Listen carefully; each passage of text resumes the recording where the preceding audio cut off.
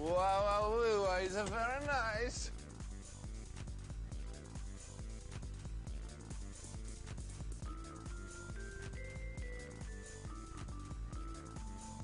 Where did the egg carrier go?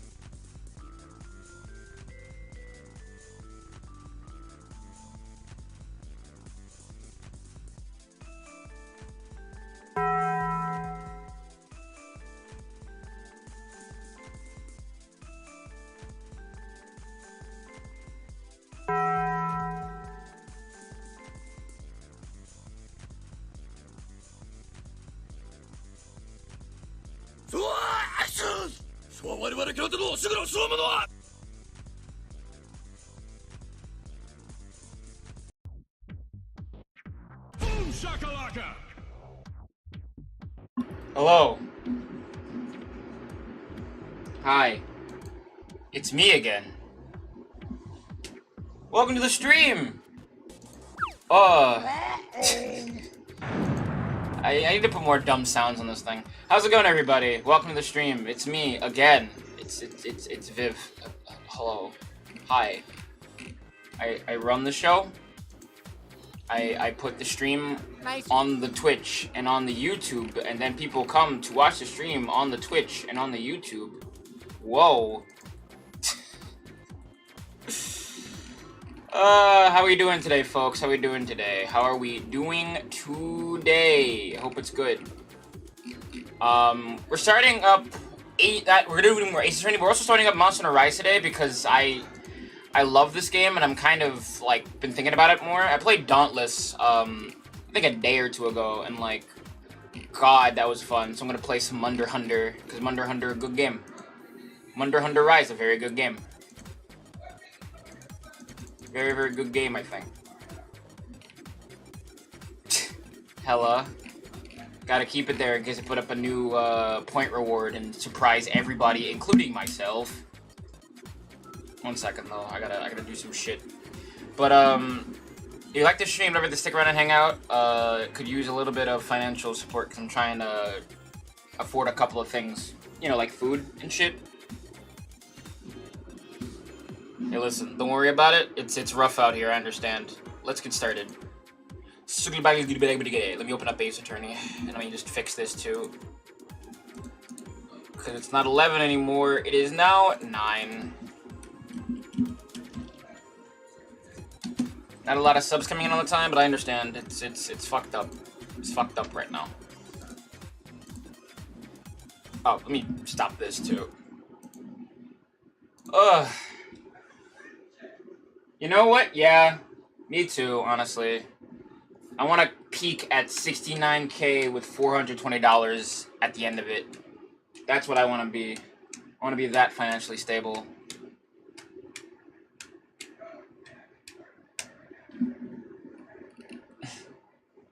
Anyway, I've been looking forward to playing more Phoenix Wright. I've been watching a lot of playthrough of gameplay of him in Marvel, and fucking Phoenix Wright in Marvel is kind of sick.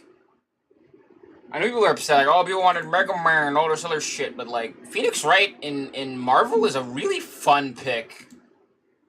Very fun pick, actually. People kind of get upset about it, but like, I don't care. I think it's cool.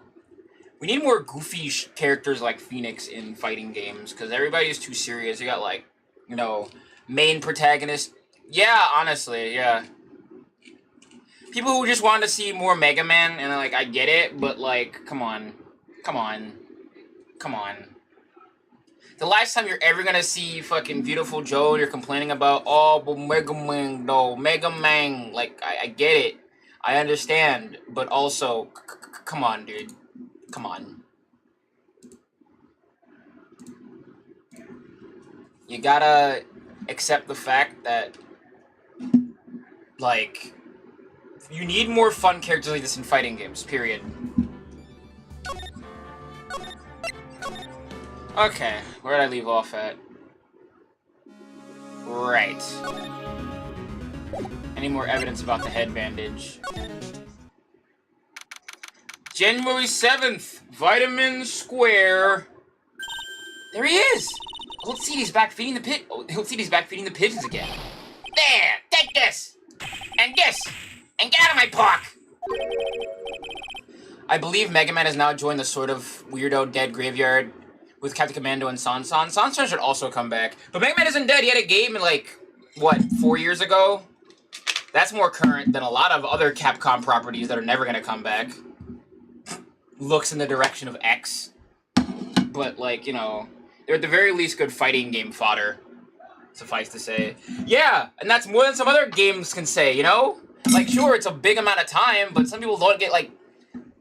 When was the last time fucking... What's-his-nuts has had a video game? Captain Falcon. No F-Zeros are ever gonna come out again. So here we are. Like I thought, he's really mad. Come on, Maya. Just keep your head down and let's sneak away while we still can. What? Why? Hello, old man?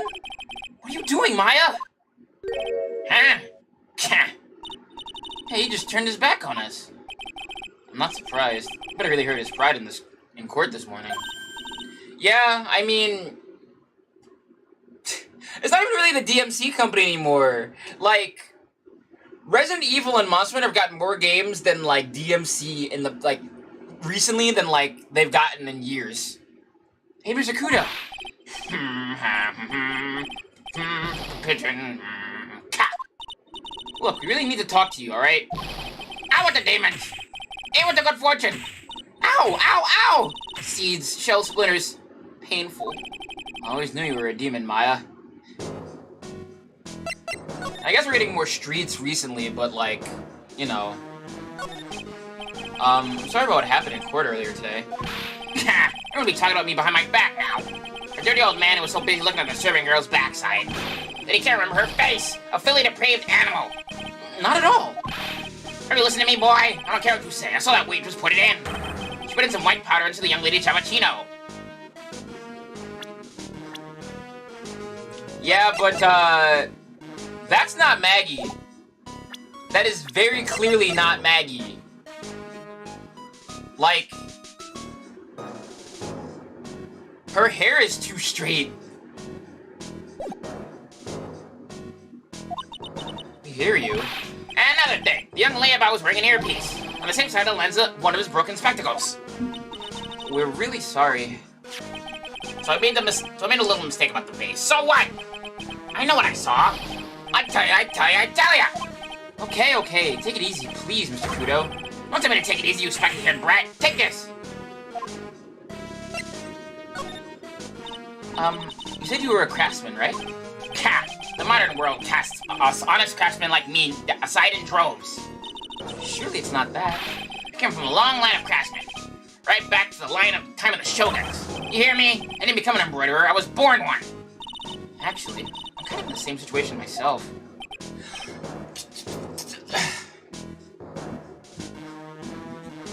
Hell is empty, there is no justice in this world anymore, fuck this. I'm so mad. I wanted to stick my fingers up that dribbling old judge's nose and scream right down his ear hole. Objection! Oh, so did you want to become a lawyer when you were young? I don't think that's quite it, Maya. I think he's just in a bad mood, that's all. Got a tsunami of frustration inside, it's ready to burst out! Let him start rambling now, we might never shut him up. What should I do? I guess I should suck it up, maybe I should cut in. I'm gonna suck it up. I guess I better let him talk. So, there's not much to call for craftsmen these days, then? Of course not, you idiot! All I'm good for nowadays is running errands. Errands? Everyone takes advantage of the elderly. Buy some bread, Gramps. Take the dog for a walk, Granddad. Feed the pigeons, old man. What am I, some sort of 2-bit community handyman? Well... Buy some bread, now that I can understand. But what's the point of feeding some seedy pigeons? Some people say what they mean. Some people say what they mean. Get lost, that's what they're trying to say. Oh yes, I mean that's an inconvenience, you see. At home, at that restaurant, I just get in the way, don't I? I'm sure you don't. Wait a minute. What did he just say? At home and at that restaurant? Hold up.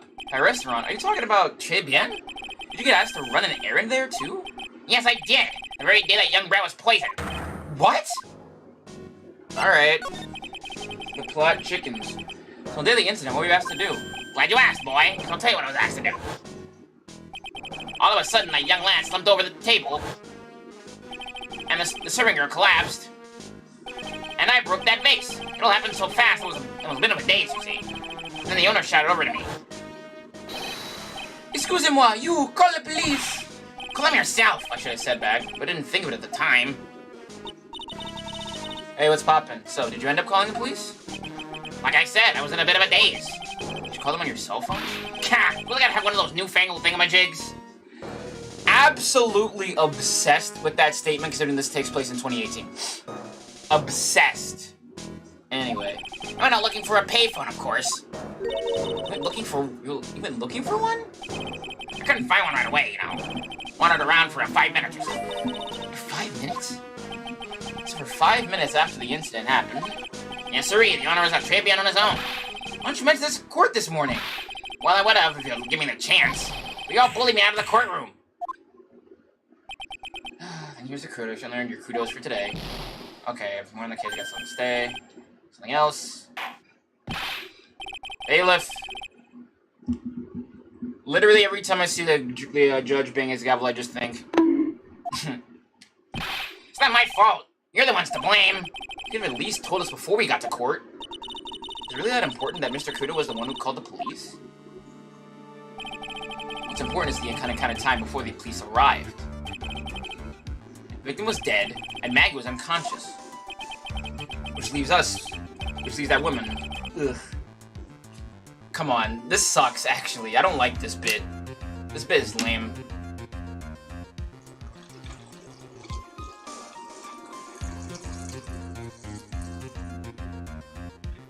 Phoenix Wright, known hater of bigender icon, Armstrong here. Kind of cringe, not gonna lie.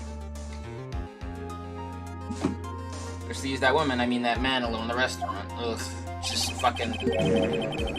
Mr. Kudo might have been chased out of the place on purpose. What do you mean? Maybe a certain someone didn't want him in the restaurant.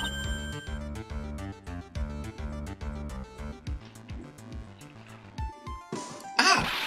Oh, sure, you go ahead and say it was in the way as usual. That's what I should have been covering myself in That's what I should have been getting myself covered in pigeon poop instead. Let me get more details about what exactly happened. From Maggie and from Mr. Armstrong.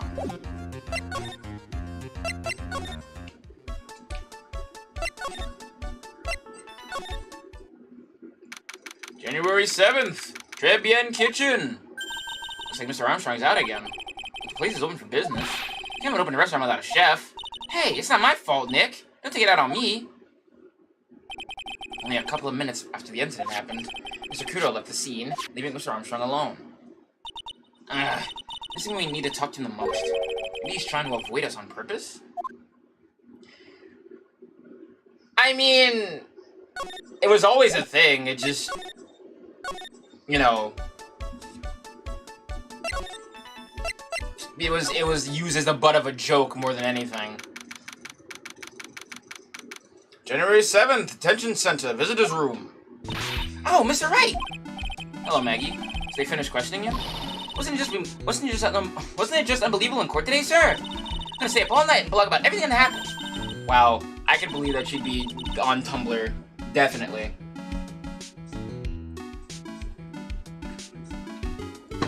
Aren't you scared? It was pretty touch and go in there. Yeah, but you totally nailed it, old man. Well, he was all over the place with his testimony. He's not the only one. Huh? What do you mean? Everyone else's testimonies don't match up either. That was what I remember of the incident, anyway. Is it possible she's the one misremembering things? Maggie. You know you said that everyone else provided testimony that doesn't match up with what you remember? Yep. There are just so many things that don't seem to add up. The biggest contradiction is the other guy I saw at the victim's table. He was the one who slipped something into the victim's coffee. I'm sure it was him. Didn't Mr. Kudo testify earlier today? No one will technically be in jail. I mean, I don't know what kind of newfangled, like, future jail they got here. They might have a computer in here. Who knows? And it was the waitress who put some white powder in the coffee cup. So you really think it was this disappearing man that did it? Well, that's the only thing that disappeared. The CD vanished as well. You know, the CD with the writing on it? Oh yeah, the MC Screwdriver album, right? It was MC Bomber, Maya. That name was scrawled in the sports paper as well. I did find that CD at the crime scene, sir.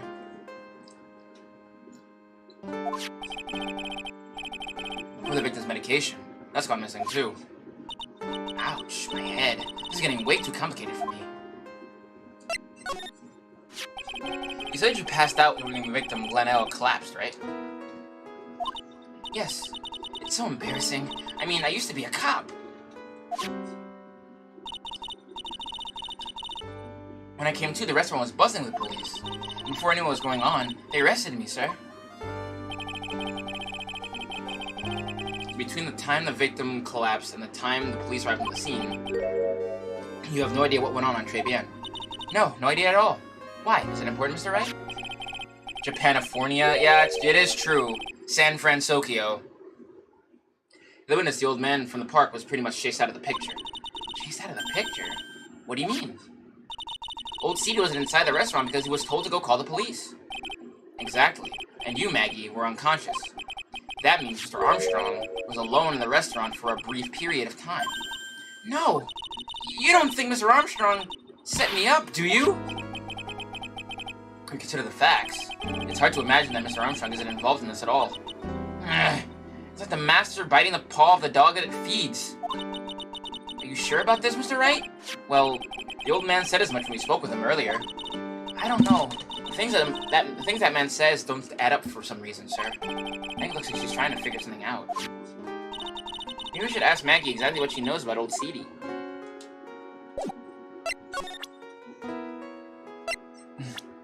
I love fucking San Francisco. That shit cracks me up. Oh, I feel much better after the trial this morning. I've been a bit of a courtroom proceedings addict for years now. It feels like forever since I saw a witness as slippery as that old man. He's not really that bad of an old man, though. Still, I feel a bit uneasy. Huh? I thought you just said you felt much better. Maggie, if there's something on your mind, you gotta tell us. Especially if it has anything to do with Mr. Kudo or his testimony. Roger! Let's put it all and see what you make of it. That was a weird line read. Alright.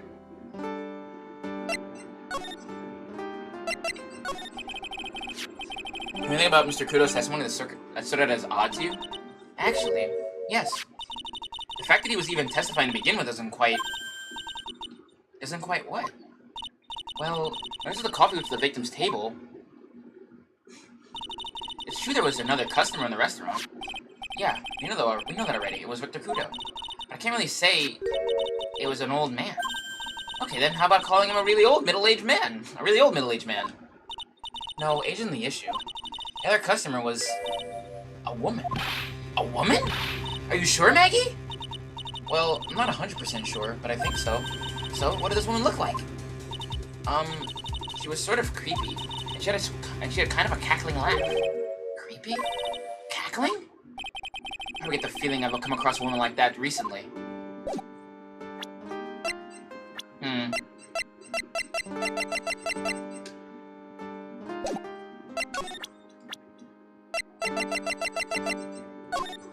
Yep, I'm supposed to be on the police force, sir. But I'm incarcerated now, so I can't use my connections to help you. All I can tell you now is info about ex-cons of the clientele of Très Bien, sir. Oh, look at Maggie. Alright, so she doesn't know anything about her. Let's see. Still nothing. Alright, let's go back to Très Bien. Let's go back to the detention center, maybe.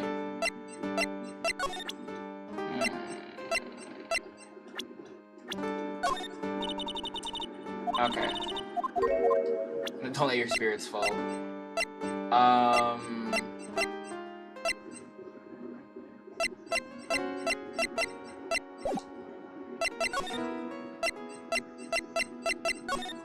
Oop, I didn't mean to go back here. I meant to go to the criminal affairs department. Okay. Here.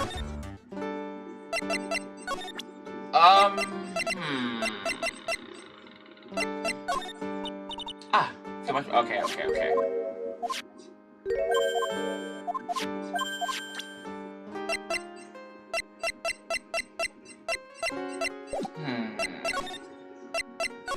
Let's talk to him then.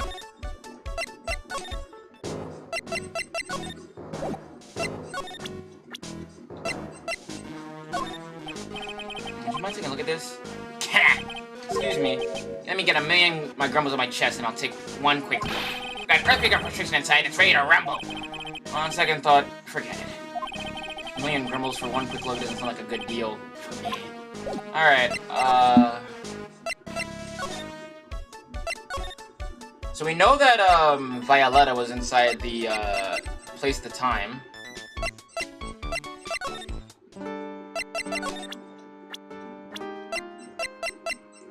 I don't have dirt on, Lisa Basil to crack, her Cyclox.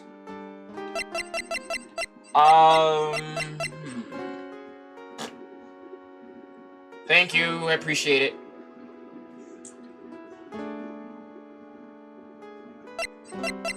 Also, hi, Floro. How's your day going?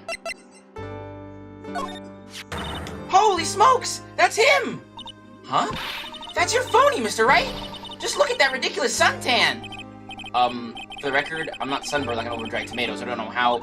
He told me he'd been on a business trip to Hawaii, and that's where he got the tan. I'm not hearing this. He's not at the, he's not at the precinct, so I can't ask him. That's really funny. Oh, right. Oh yeah, I've got something you're gonna love. Really? What is it? A lunchbox just for you. Here. Wow, a lunchbox. Weenies too. I can't believe it. Thank you, sir. Did you make this just for me, Mr. Wright? Nah, it was Detective Gumshoe. Who else would make such a nice lunchbox for you? Detective Gumshoe? He's really worried about you. He put a lot of effort into making this, too. I can't accept it. The entrance center rules. No gifts allowed, sir. Hey, come on, Maggie. Don't be like that. The rules are the rules. They'll lock you up if you break them. Somehow, when an ex-cop turned waitress says that, it seems a whole lot scarier. And anyway, I hate weenies. Oh. Really? It's all yours, Maya. You can enjoy it, Mr. Right. But... She's right. You're better than letting it go to waste. But... I guess so. Well, how was it? That hit the spot. I love weenies. Oh, good. I'm glad I gave it to you then, sir. Nothing else I can really do here. I mean, now? Yeah, there we go. Forgot about the lunchbox. January 7th, Police Station Criminal Affairs Department. The main service went up in smoke. Why the heck isn't the press conference set up yet? The superintendent's here already. Yeah, and there's a problem with the internet, too. I already told you to stop using the computer, Chief. But I'm watching videos online, because of my Asian soap operas. It's gonna have to wait, Chief. I'm throwing the switch. No! Just when Sum Young Guy was about to confess to his son's hot-to-trot girlfriend. What? What? What? What? Alright. Alright. Wow, this place is really buzzing. Something else be going down. Something really big. Huh? What are you doing here, pal? Detective Gumshoe.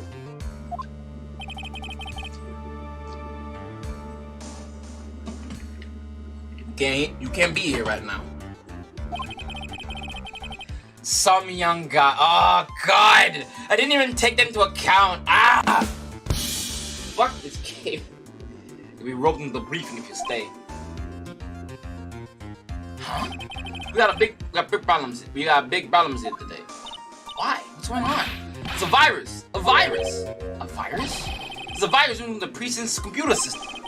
I need to ask you some questions.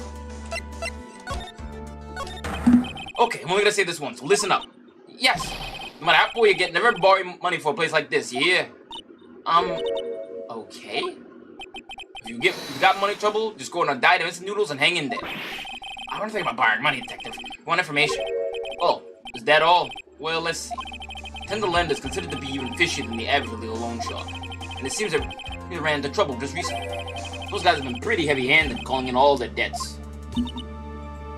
Really? Don't go poking your nose around in their business, pal. You'll really regret it if you upset that lady. Alright, I get the picture. Hey, wait a minute! What did you just say? That lady? Who's this lady he's talking about, Nick? Better find out what the story is about with this lady. So what exactly is a computer virus at the gumshoe? I mean, I don't know. Very funny they established him as being a tech, like, whiz in Ace Attorney 2, and now he's just like, I don't know what a computer virus is. Level like somebody who knows what that is. What?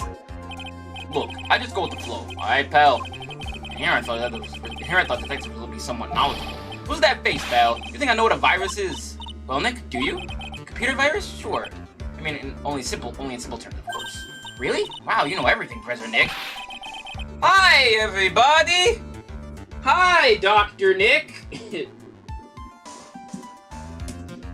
Yeah, I'm gonna call you Dr. Wright from now on. Hey, that sounds pretty cool. Don't you agree, Dr. Wright? I don't get the feeling they're making fun of me. Okay, fine, I'm no expert, but at least can explain the base of the two of you. A virus is a program that gets inside the computer and causes damage. Damage? You mean it makes the machine go boom and explode? No. The damage is, well, it's all internal. So the inside goes boom, right? Imagine all the case data you've got stored in your PCs here in the station. The virus could wipe out all of that. That's the kind of damage I'm talking about. It's... Knowing that this game takes place in, like, 2015, 2016, 2017, 2018 makes this even funnier. Like, who the hell in, like, current day and age know what a computer virus is who isn't, like, you know, not already tech-savvy? You know? Look at that, it's hysterical.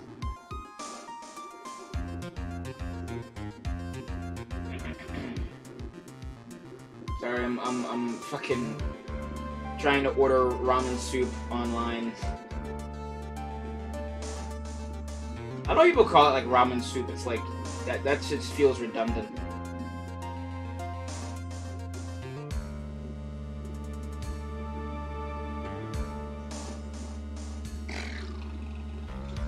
Good old the Trojan and all that stuff. Yeah, Trojan horses, you got worms, all that shit. Oh, that's scary. I actually learned a lot about computer viruses and shit. This is a very, very fun segue into nostalgia territory on a fun little site with the boy and his funny robot that go beep beep called Brain Pop. Yeah, what's even more scary is that viruses are infectious. Infectious? Most computers are connected together on a network, right? A virus can move from one machine to another over the network, so the virus just keeps spreading faster and faster. Just like a real virus, huh? Brain Pop really was the coolest. It's kind of hype.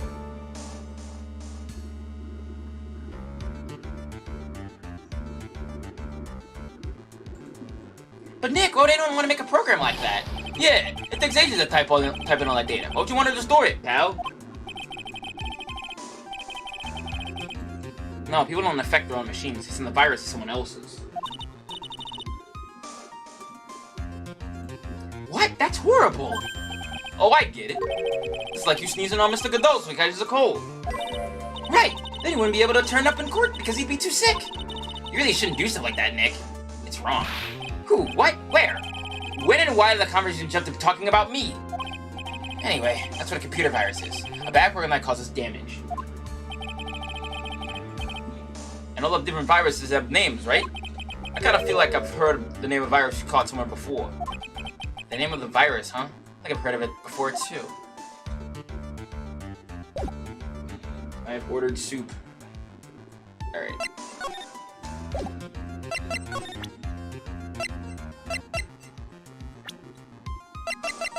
Give me all the information you got. That's the girl who works over at Tender Lender. You want to stay away from her, okay? I mean it. Remember another anime-ass virus? Oh no. She just looks kind of unforgiving, doesn't she? That should be the least of your worries, pal. What's that supposed to mean?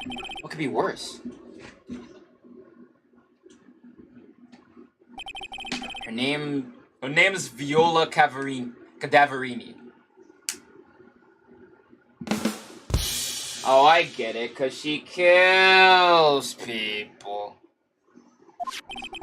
She's the only granddaughter of Bruto Cadaverini. Bruto Cadaverini? Do you know who that is, Nick? Never heard of him.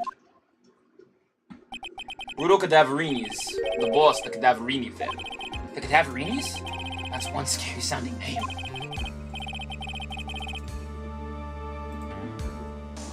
We can't touch them. They're way too powerful for the police. There's some weird name written somewhere. Probably. I have to check on my data.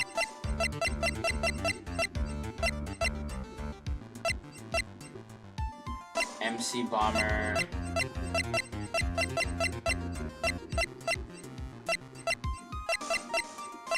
Yeah, probably MC Bomber thing. Wait.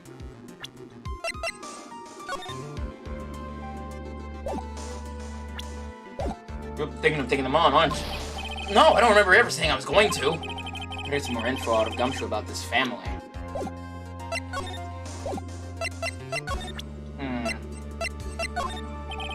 So Gumshoe, about this. What? I'm trying to concentrate on Maggie and the virus right now. So this is it. This is a stupid name. I remember now. I thought so. Here it comes. Don't just nod to yourself keeping in the dark, Nick. What's going on?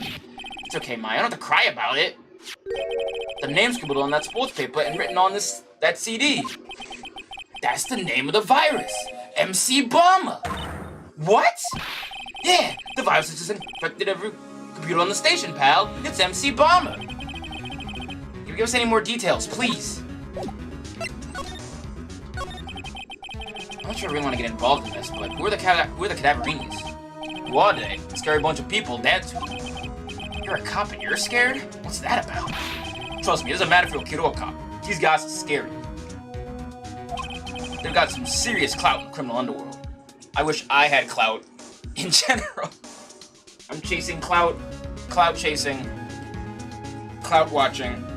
On my back looking at the sky, clout watching. They got some serious clout in the criminal underworld. You can't touch them. They've got too much moolah. Moolah? As in... They pretty much control all the cash in the city's black market. The black market, huh? The black market, huh? And that includes tender lender, I take it. Sure, no one says that the Bruto Cadaverini. I mean, no one. Interesting. So Viola's a granddaughter of some mafia boss, then?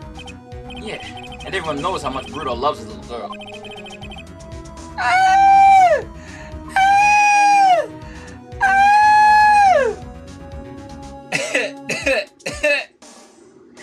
Very funny. She means everything to him. So, how'd she end up at Tender Lender? I don't know, pal.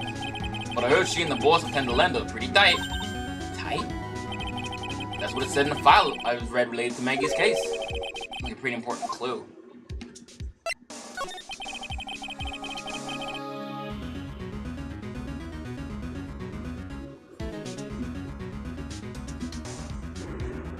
Hey Jonesy, good of you to join us. What are you talking about? What are you putting your hand down for? Or what are you raising your hand and putting it down for? What's that about? Would you mind explaining to the class? Would you? Huh? Would you mind sharing with us? Would you mind sharing with us? Would you?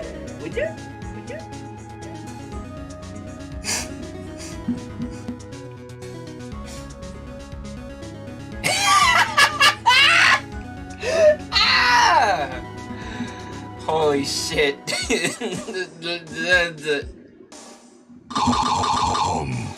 Moving on. We already knew about the MC Bomber virus from a while back. A group of criminals issued a series of demands to the head honchos of law enforcement. They threatened to release the virus if their demands weren't met. Who are they? I don't know. Some hotshots from the criminal underworld would be my guess. Now the virus has been released, huh? Yeah. It's in every computer in every public office in the city. Everyone's going nuts, jumping around like the damn thing at a carnival. Uh-oh. Damn it. No. Fuck. Ah. Damn it, I was downloading something and then I closed the 3DS and then it stopped working. All this stuff with criminals and viruses. It almost feels like we're in a sci-fi movie. Nope. You're just in, the actual modern 2018. We will be your guide. Apparently, the program who made the virus was a real genius or something. The focus right now is on tracing the route of this virus in the black market. I mean, someone put this virus up for sale? Yeah, because this one's so powerful. They're estimating its price tag was in the millions of dollars, pal. In the millions? A virus can be worth that much? I can't believe it. Almost got the most important thing. And that is? You know, the lunchbox. How'd everything go? Lunchbox? You remember the weenies? Nobody runs a good antivirus in the whole police department? Oh yeah, of course not. This is like, what, the 2000s idea of what like the future would be like? Of course it's gonna be like that. No one's running Norton or McAfee.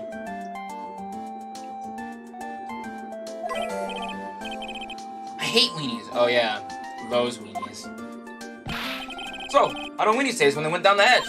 Huh? Well, it was delicious. Yeah, that's what you said. Really? Well, not exactly. Don't worry about it, pal. I figured something wouldn't go happen, so I came prepared. Prepared? What do you mean? I made a jumbo lunchbox. Oh. Do me a favor again, pal, and deliver this. It sure is a heavy burden, in more ways than one. Just imagine Maggie's little eyes sparkling with joy when you bring her that. Weenies again, Nick? I have to eat all these too. So someone could love and plenty of weenies. I really can't eat any more.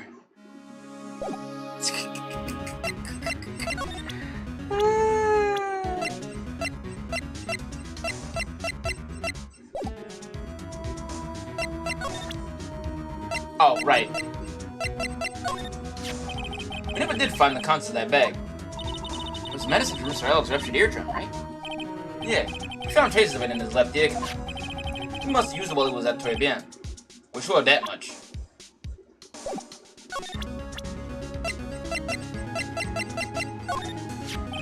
This guy was a real programming genius. They called him Walk Computer in the place we worked. Alright, yeah. Already done this, okay.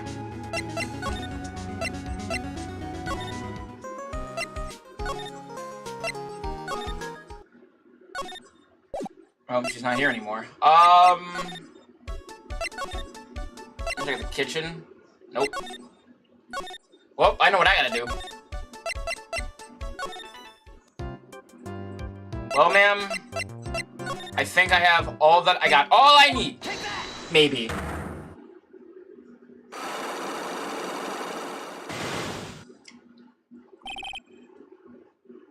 Glenn's troubles.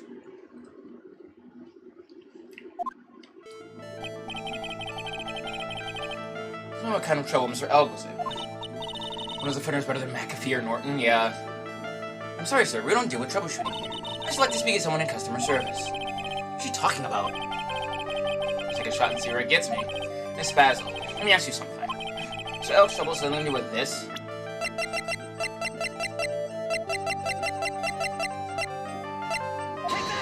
Nope. Never mind. I thought that would be what I need.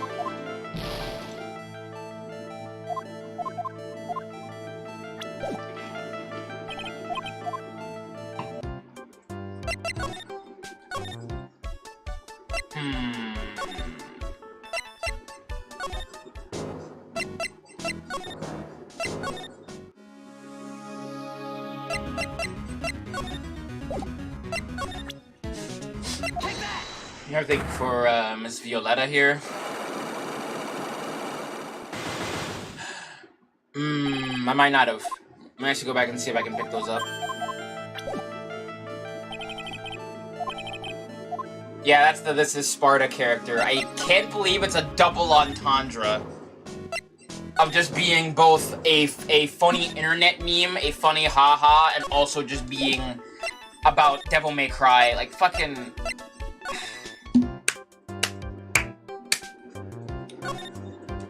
Fucking A goddamn plus. Wow, look at this mess. They're all betting tickets. What kind of betting tickets? For betting on which horse will win a given race. They're horse racing tickets. Oh wow, these drawers are stuffed full of these. Looks like they're all losing tickets though.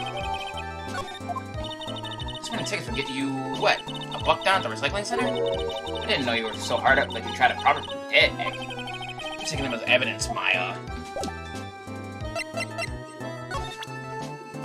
Okay, now I think I got all I need.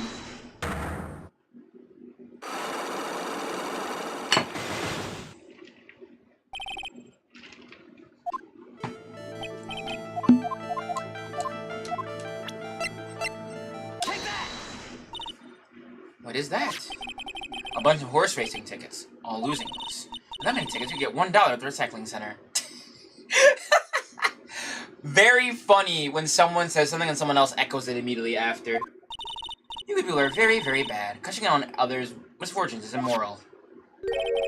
Is that a whiff of hypocrisy I smell? What are the relevance of these tickets? The victim, Mr. Glenn Elg, he had a gambling habit, didn't he? I didn't think it's a logical conclusion based on facts. And let's go to the races from time to time. Yeah, but not everyone buys this many tickets. Anyway, I don't believe that proves anything on its own. You're right, but I'm not through yet. Mr. Elg's gambling wasn't restricted to horse races, was it? Oh, shit. Alright.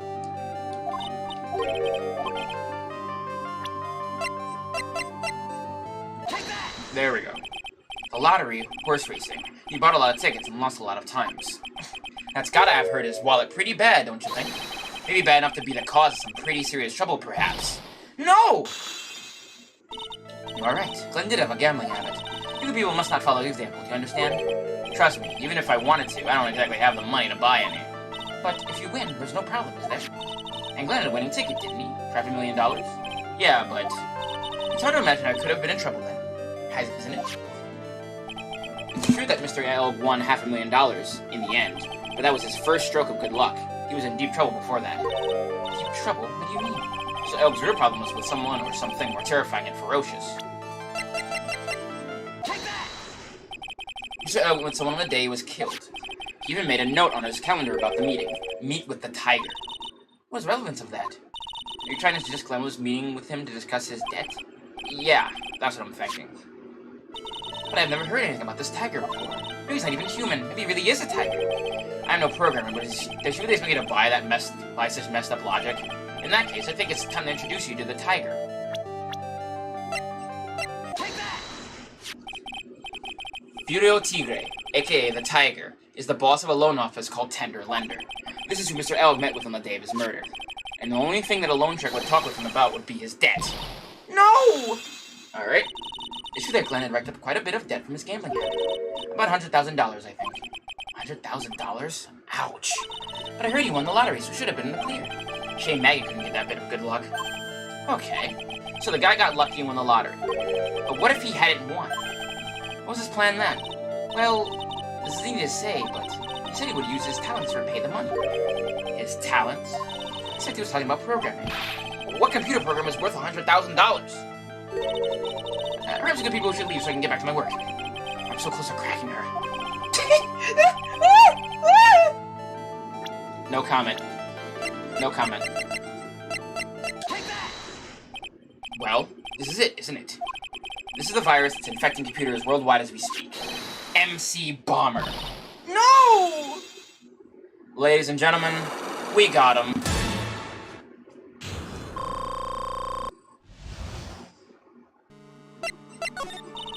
Glenn's head had more processing power than any computer. It had been infected with a gambling virus. Glenn was in too deep. You mean he was in debt? Yes, $100,000 in debt. Not easy amount to repay. So, he said he was taking on some extra work. Something a bit risky. Risky? How? Maybe he was going to become a waitress at Trebian? Where did he come up with these ideas? So it's safe to say Mr. Elg was the creator of this virus, huh? The MC Bomber virus? Yes. It was a work of genius, in a bad sort of way, of course, but still genius. Like that could probably fetch several $1 million in the black market. Inconceivable. Computer was right for a change.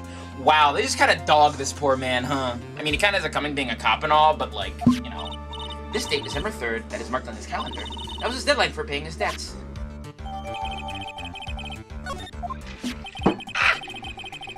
Sorry, I dropped my fucking coaster. I shouldn't need these horse racing tickets anymore.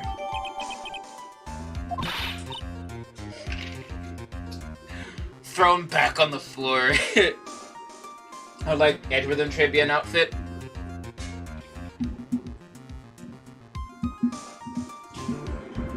Same Lamau.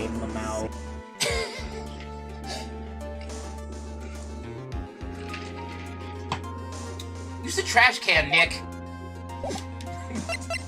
just fucking going. Hey, but just put this shit back on the floor, lol. Like, that's so funny. Oh man.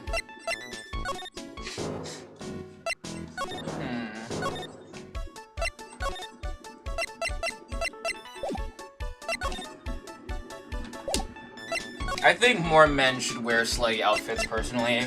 We're kind of, like... We have entered an era where men don't dress as fun as they used to, and it sucks. Need more men in crop tops in, like, my fiction, alright? Stop being cowards. Stop it. You know who you are.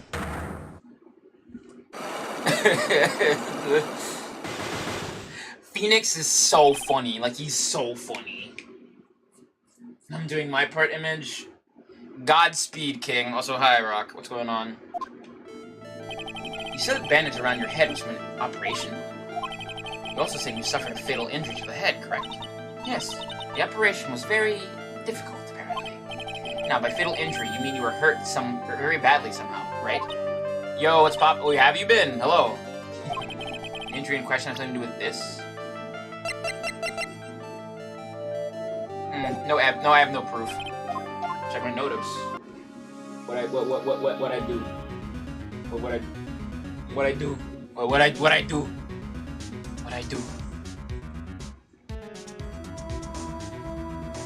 Twitter and thumbs. I'm still getting fucking dabbed up on fucking on YouTube. Oh wow. Poggers, thank you.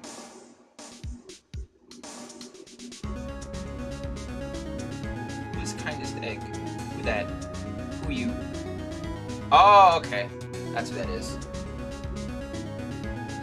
Do a thing with payment.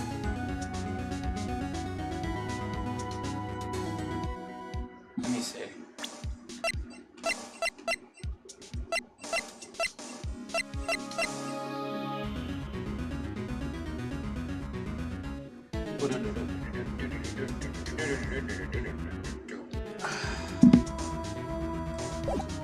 Thing with payment.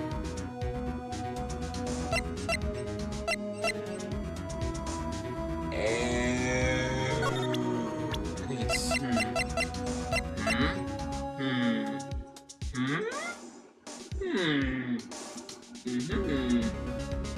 let me check Twitter though really quick.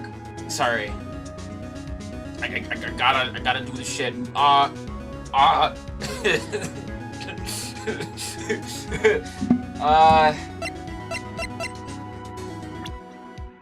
Payments.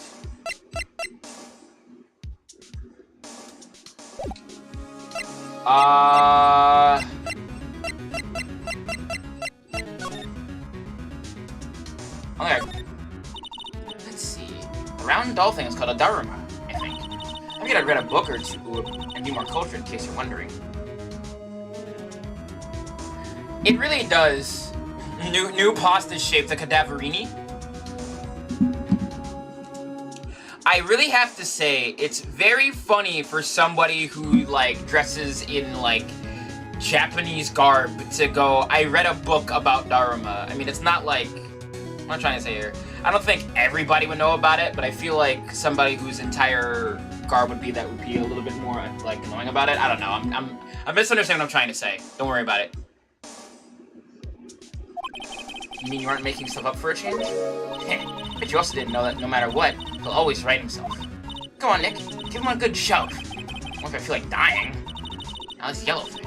This is a Japanese chess piece. I think it's called a king. Not that I'm an expert or anything. I'm more of a reversing person, you know.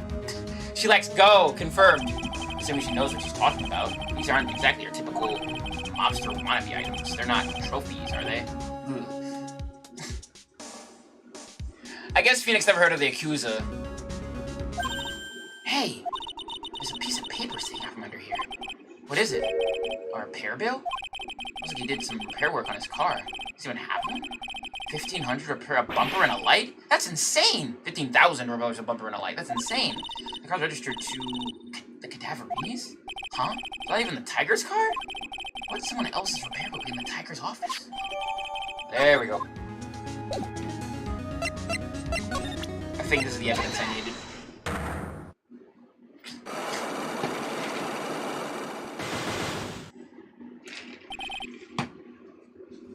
Scroll.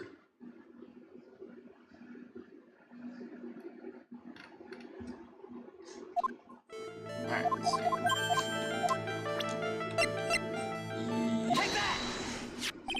I have here a car repair bill. From this, it seems pretty obvious that this car was involved in an accident. Let me see that. This bill is made out to the Cadaverinis? Yes, it is. I don't think I ever introduced myself. Tell me, what do the Cadaverinis have to do with me? Something tells me she's not about to say hi and introduce herself. Alright then. Each of the Cadaverinis is very strong, and this is why. Yo, Grandpa! I know exactly who you are, Viola Cadaverini. You sustained that injury in a traffic accident, didn't you? It happened about 4 months ago. I was driving one of our family's cars, and someone pulled out in front of me. It was a motorbike, or something like that. I don't remember it much. Anyway, I sort of didn't try to avoid it, but... Damn, my man got fucked. Literally booty blasted. I took a blow to the head. A bad one.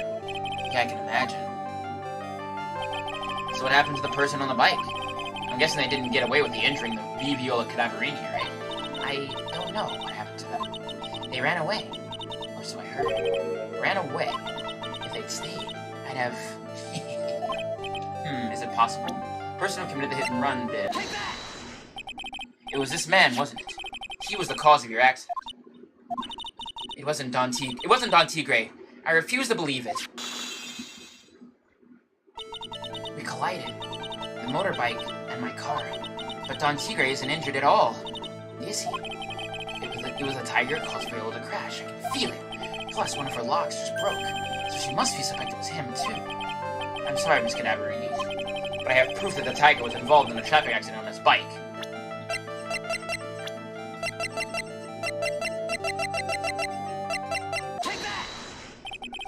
Sounds like a motorbike, but Mr. Tigre rides around on a scooter, doesn't he? And you'll notice that the front wheel guard is badly damaged. Miss Cadaverini, you know the truth, don't you? This repair bill was paid by Furio Tigre. The Cadaverinis have known for ages who caused the accident, haven't they? It's possible. Perhaps. Somewhere inside me, I know that may be true. I knew it, but... Don Tigre still saved my life. The operation was very complicated. It was very, very expensive. Very expensive, Douglas. How much are we talking? Very, very, very expensive. Seems kind of hesitant about giving an actual figure. I should back off. Well, anyway, it was the tiger who paid for it, right? After I recovered, Don Tigre told me. He said he paid for the operation because he cared about me. I believe him. Really? Do you honestly believe that to be true? Do you want to know what I think? I think the reason he paid for the operation wasn't because of you, but someone else.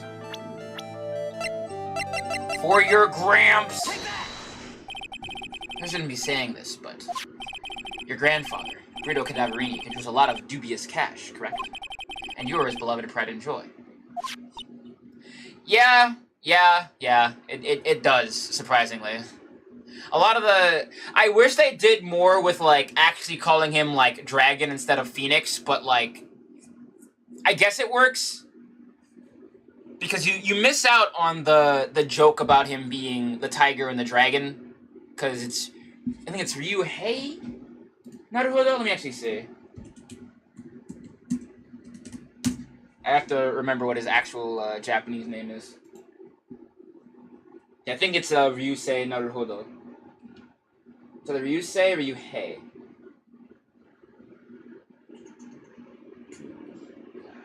Name. No, it's Ryuichi. Ryuichi Naruhodo. That's the joke, yeah. So, Furio Tigre, in Japanese, is Shibakuzo Toranosuke. Ryuichi and Toranosuke. That's what it is. That's the joke. Thank you. Now I know, and knowing is half the battle, truly. The more you know. I should get that as a button, just to press. It'll just be fucking, like, transparent to hell, and I'll just play it. Sure, I don't know exactly how much the operation cost, but if you weren't the granddaughter of Mr. Cadaverini, you would think Mr. Tigre would have paid the money? $1 million. Wow. That is fucked up. Alright. Jesus. 4 months ago, I was in a traffic accident. That's why I needed the operation. When I woke up, they told me it was nothing serious. A simple procedure. Oh, really? Well, I guess if she recovered in 4 months, it couldn't have been too big. They said the operation cost $1 million. $1 million bucks? The one dragon who understands. That's hilarious, actually. My father ordered Don Tigre to pay $1 million in compensation. Compensation, huh? It's underworld lingo for paying money to settle a score. Basically, pay or get into some serious trouble. But $1 million bucks? This has to be related to our poisoning case somehow. I wanted to believe him. I wanted to trust what Don Tigre said. He said it had nothing to do with my grandfather being Bruto Cadaverini. I wanted to believe he helped me because he cared about me, not about my grandfather. Oh, wow. But I knew that wasn't really true. Wow. I'm so sorry. What he did to get the money was evil. He said it was all for me, so I helped him. You helped him? In what way? Here, take these. What are these? Medical papers? I'm Bruto Cadaverini's granddaughter. He had to pay compensation. It was made an offer. He simply couldn't refuse.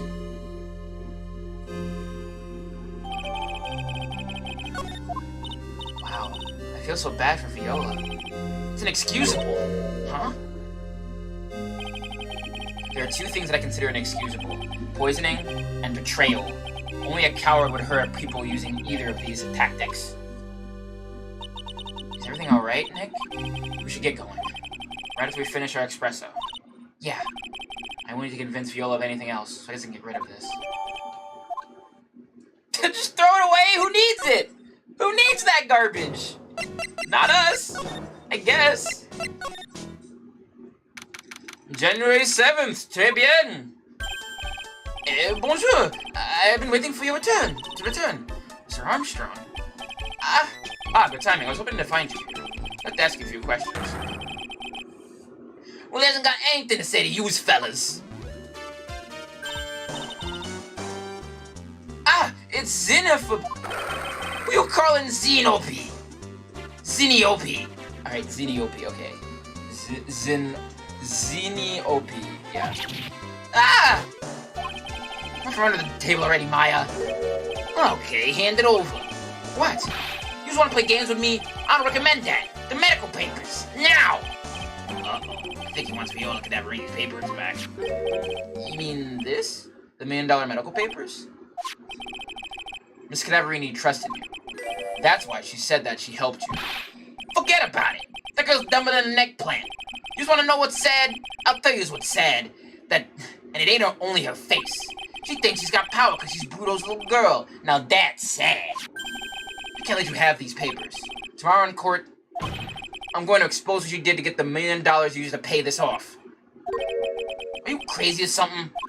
I don't care if you want to give it to me or not. There's two of us here. You got that? Two. Oui. Mr. Armstrong? Forgive me. Désolé. Cannot argue with him. Ouch. Ouch. Ugh. That really hurt. Is that all you got? I'll be taking those papers now. Armstrong, get that lighter. Wait. Don't take it too hard. Phoenix Light. That was so stupid. I shouldn't have let my guard down. Those medical papers were vital evidence. Then my man got cooked. Hold it, pal. My name. Oh, wrong button. There's the button. Detective Gumshoe? Detective? You think you're gonna stop me, copper? Beat it! Rah! Whoa. Come on, Gumshoe. Keep it together. You guys, get out of here. Leave this guy to me. But, go, pal, and take this. You get height? Who's gonna look after Maggie, huh? Alright. Thanks, Gumshoe. Wait, Nick, don't leave me behind! I'll get even with that guy tomorrow. In court. Tenderlander's going down.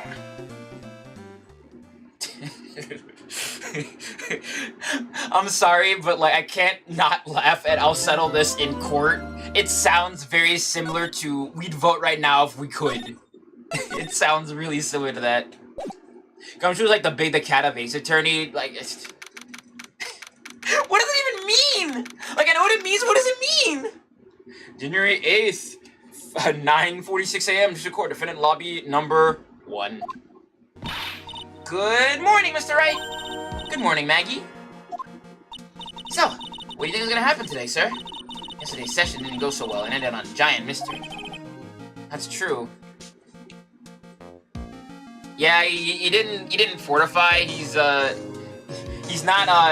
in what is it, Project Cross Zone, so he can't exactly buff himself. That's true. And we still haven't solved a single part of it yet. Are you okay, Nick? Huh? Oh, yeah, of course. I saw that little flash of doubt in your eyes. No, that wasn't doubt, that was, determination. Why don't I believe you? It's time, Maggie. You better get going to the defendant's seat. Roger, let me down, Mr. Wright. I'm counting on you. Hey, Belle. Hey, Detective Gumshoe. Quit stressing Maggie out. She doesn't need that. How did you know she was stressed? I was watching through the doorway. Oh. Look, you lost the case already. Show a bit of confidence, will you, pal? Here, maybe this'll help. Huh? Have you taken up the aromatherapy, too? Not in a million years, pal. Don't tell me that you don't remember this thing. Think of it, that doesn't look like one of the aromatherapy bottles. This is the small bottle that turned up in Trebian's kitchen a couple days ago. Wow, look at all these little bottles. Oh, the aromatherapy oils. He's got so many that were falling onto the floor. Wait, hold on, I gotta do my flashback voice. Hey, wait a minute. There's one bottle that's different from all the others. Well, what do you know? It doesn't have a label either. And it doesn't smell. Finally got the analysis back from the lab. So, what is it? Is it the poison? I'm afraid not, Belle. It's medication. Medication? Yeah, for years. Topical use only, apparently. For years? You mean, yeah, it's the medication Glenn Elbs used for his ruptured eardrum. What's the next ear medicine doing in the kitchen? Wow. I wonder, could it have something to do with our chef having sticky fingers? What about the unidentified fingerprints? Anything on that? Someone screwed up, so they only had time to analyze the contents of the bottle. Well, the owl, they might have gotten something on the prints, but... That's gonna weaken its impact as a piece of evidence. Okay, pal, this is it. Make sure your defense is impregnable today, okay? Got it? Today's trial. I'm gonna expose that guy for what he's done, or my name isn't Phoenix Wright. For a minute, it wasn't. January 8th, 10 a.m., District Court, courtroom number 4. And that's police? Well, listen, they're just trying to be true to life, alright? Court is now in session for the trial of Maggie Bird.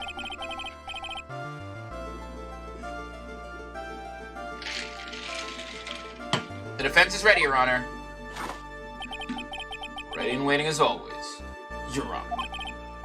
Very good, and we're underway at once. Yesterday we heard the testimony of Mr. Victor Kuda. He claims to witness the defendant putting a powder into the victim's coffee. However, the witness's testimony was plagued with a number of problems. The mark on the rim of the cup showed that the victim drank from it with his right hand. But according to the old man's testimony, he picked it up with his left hand. Yeah, basically. Well, you know, the hair and the outfit, basically. Thank you, Mr. Kuda. Furthermore, according to the witness's account, the victim was listening to a radio with an earpiece in his left ear. And the victim's left eardrum was ruptured, which made him effectively deaf in that. It's amazing how many contradictions a single case can have, huh, Nick? Yeah, comedy game requires comedy setups, and also the whole like tiger dragon thing is also probably why.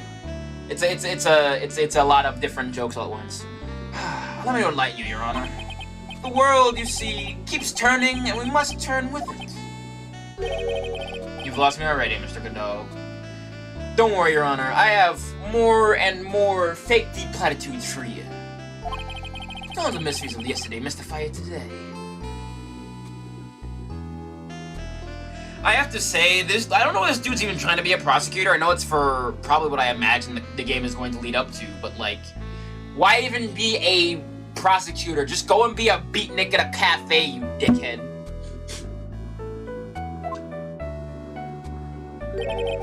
Only losers think like that. You've got to change the times.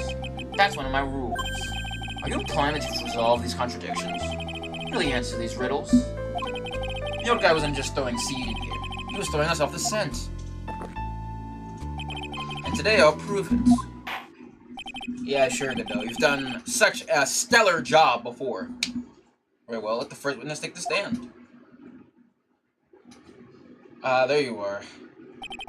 And you are? Oh, bonjour, everyone! I am Jean Armstrong, the owner and head chef of La Très Restaurant. Enchanté! Damn, he got the dumpy? Holy fuck. Never asking witness, but are you a woman?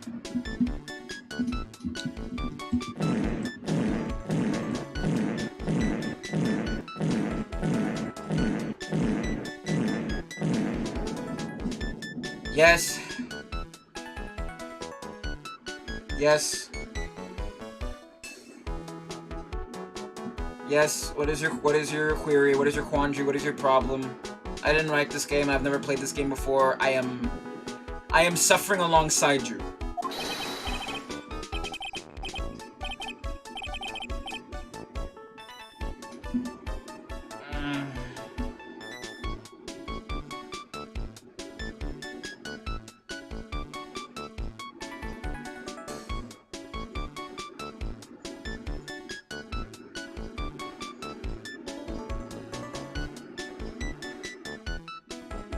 Oh, okay, okay. I mean, I wasn't wrong. I'll die on that hill. I will die on that hill. Anyway, moving on. Ooh la la, monsieur! As you can see, I am le petit perky gentleman, no? On the day of the incident, you were in Trebian's kitchen. Isn't that right? With you, monsieur? Everything feels right.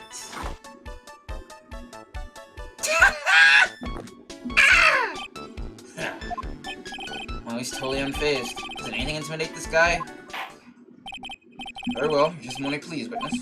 Please tell the court what happened that day at Trebien. Oui! Volontiers!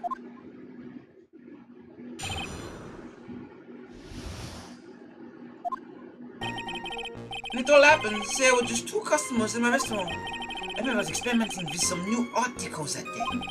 Like having a large mirror between the tables, for example.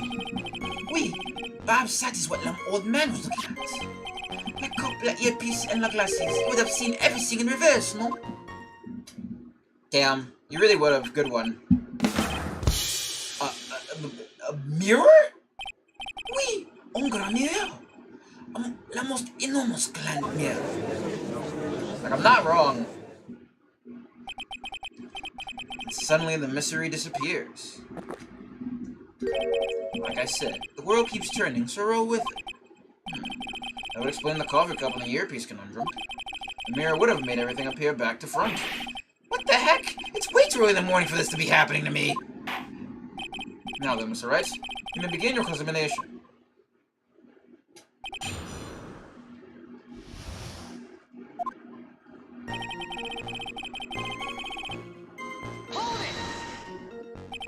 And who were the 2 customers, exactly? May of course. The young man who died. And that other not-so-young man. We're referring to yesterday's witness, I presume. But the other man, Maggie says she's off the table. Something tells me that Armstrong's been planning to disclose his existence. He's in part evidence first before we can bring him up, don't we? Maybe we'll just have to try a different approach for the time being. Remember, I was experimenting with some new art decos that day. You were experimenting with art deco? How come I never heard about that before today? You are not familiar with the language of interior design, aren't you? Please on that topic. Now, why didn't you tell the court about this before? But I did, just a few moments ago. Excuse me, Mr. Armstrong. This deco you mentioned, are you referring to some sort of decorature? No, art deco. No, art deco. It's a style of design, Your Honor. He's talking about interior design. Walls, ceilings, carpets, that kind of thing. Oh, yes, of course. That deco. We are deco. D-E-C-O. I want to achieve a more feminine look for my restaurant. I'm spending the most bold modeling of the decor.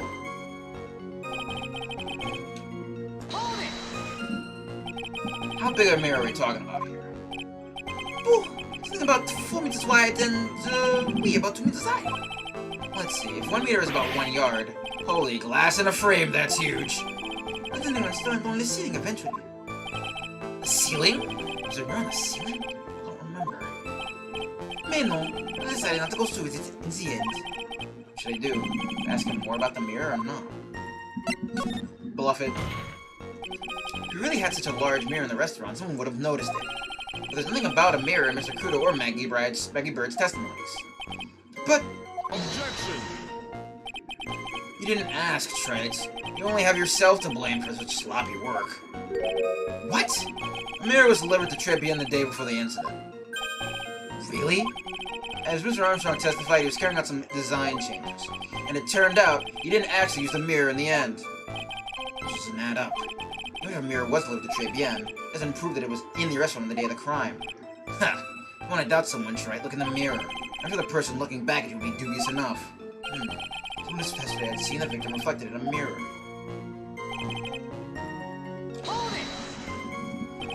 Normally, I'd expect people to know the difference between a reflection and a real object.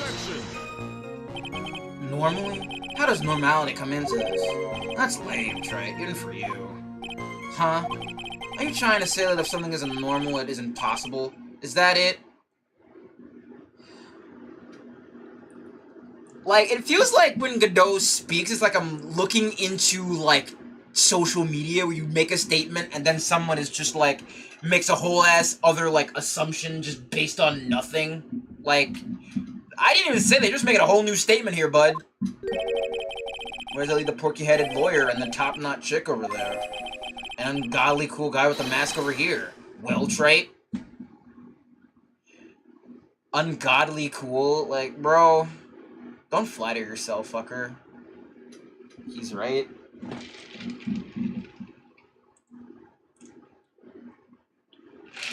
Maybe you don't understand if we weren't so, like, online.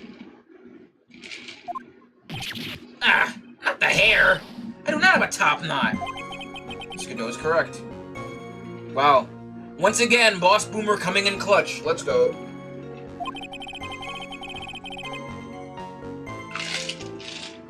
Lack of normality is no basis for discounting an argument. I mean, to be fair, I will say that he is right. He is right.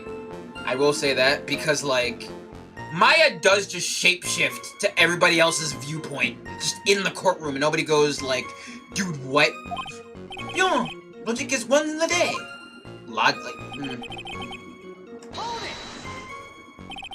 Everything? You have seen everything in reverse? Wait. Hey, Nick. You should take a second to see what think about what ZD said about in his testimony. How do you phrase it again? The boy's wearing the earpiece on the same side as the green lens of his specs. No question. You can lock me up if I'm wrong. It was his left ear without a doubt. And then he used the same hand to pick up the cup. His left hand. So everything he described looked reflected in a mirror. And everything he saw on the left was actually on the right. Huh. That clears up all the problems with his testimony, I guess. Or does it? Ha! It's kind of hard to believe that everything to flip a mirror, but... You know, CD saw everything through a reflection. If he did, it would explain all the contradictions in his testimony. But that just makes the situation worse for Maggie! There's gotta be something in that old man's testimony. Just gotta dig deeper.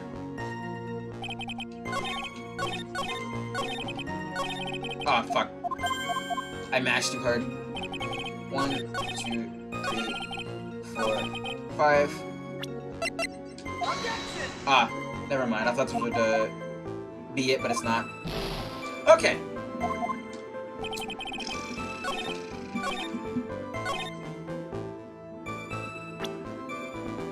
But it was reflected. How would he be able to read the sports paper?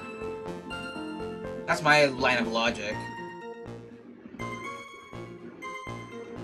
Is it this one? I'm save scumming. I don't give a shit. We save scum now. Nope. Not that one either.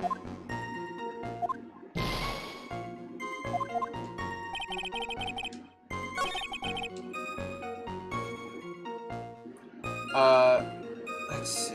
I'm loading though. Save Load. Okay.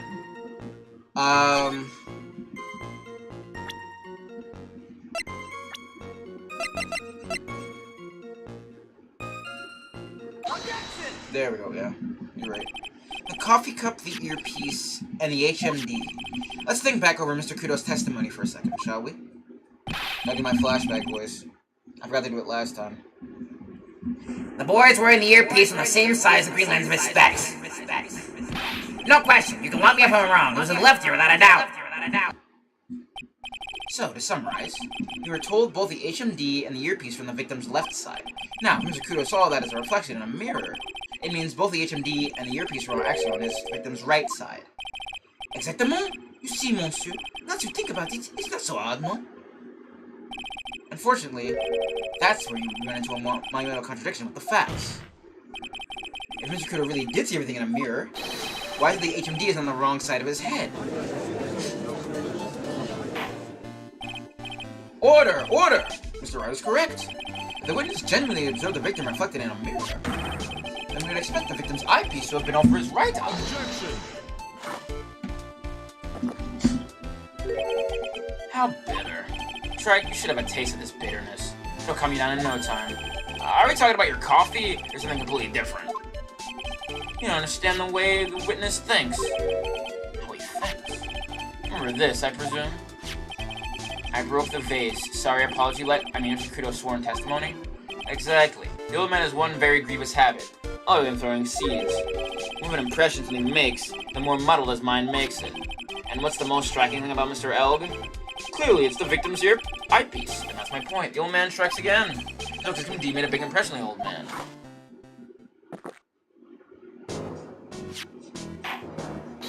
I saw the earpiece and those newfangled spectacles he was wearing. Oh yes, they were both on his left ear, do you hear? His left ear! Well, Trey. Ugh.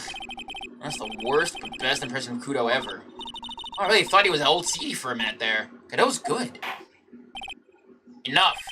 I must agree that yesterday's witness was irresponsibly rash with much of his testimony. Bad luck, Nick. Unless the boil of a contradiction you found is just a rash. A mirror can't be beaten by a handful of seeds, nor can it lie. So, what exactly was the old man looking at? Fill us in, Mr. Armstrong. Go on, tell the court. We're all ears. We're all ears for this big giant lie. Oui, I can't explain. Please, we'll look at the plans of the restaurant. Yeah. Alright. Alors, is everyone sitting comfortably? La meal, it was in the middle of the restaurant, dividing the two halves. There's only one seat from which you could have seen the image of the victim. That was the seat at the table next to the victims. That was where the old man was sitting. After the table incident occurred, I moved the mirror so it was not in the way. But naturally, I did not touch anything else. Uh-huh. Naturally, he says. Naturally. Okay. From the table next to the victim, Mr. Kudo could have seen the victim in the mirror. What a naughty little coquette I am, confusing all the men like this. Don't worry about it. We can keep up, except for the guy breaking out in a cold sweat over there again. Ugh, I hate that guy. He didn't touch anything else apart from the mirror. Are you quite sure about that? Volontiers, of course. Very well, Mr. Wright. Your cross-examination, if you please. Yeah, of course it is.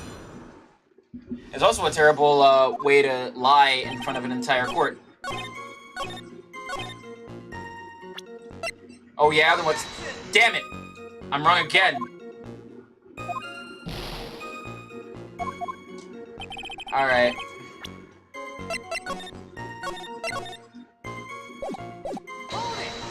Repress. Are you sure about that?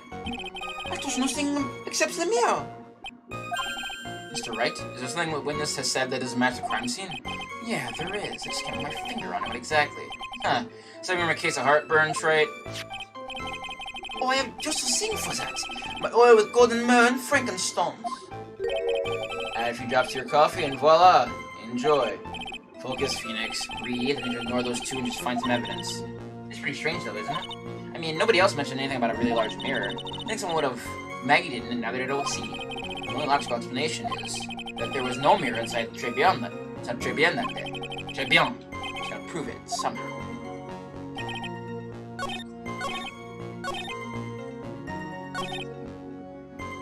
That is true. He also touched, the medicine, too. We won't have the, lottery ticket, then. Like, the one that doesn't match. I'm safe coming again. Let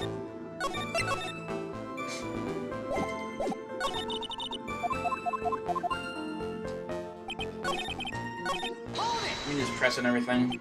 So, run this by me again. The mirror was here, correct? We? Really? Because I know if I were you, I wouldn't put a mirror there. It would be in the way. Objection! Look who's talking, Shrike. Huh?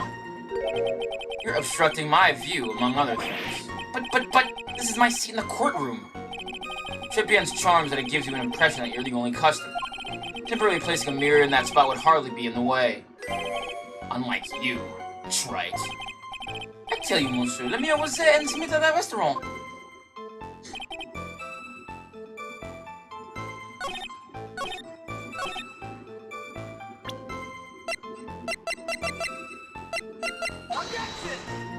Never mind, that's not it either. I know it's him who took it, like, I know that, but it's just a matter of proving it. So, why can you only see the victim from that particular seat? Mais, monsieur, it is obvious, no? If you look at the plans, you will understand. The victim would have been reflected in the mirror like so. If you were sitting at that table next to him, you'll see everything. You would see everything, no? So that's the sealed seat he was sitting in that day, when the poisoning happened. The old man was sitting at the table next to the victim? Why does that seem kind of odd? Oh, duh! Duh. No wonder.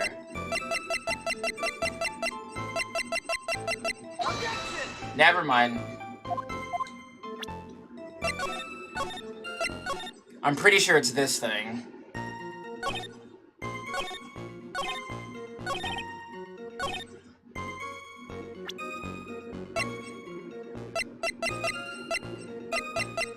But still contradicts what, like, he saw, then.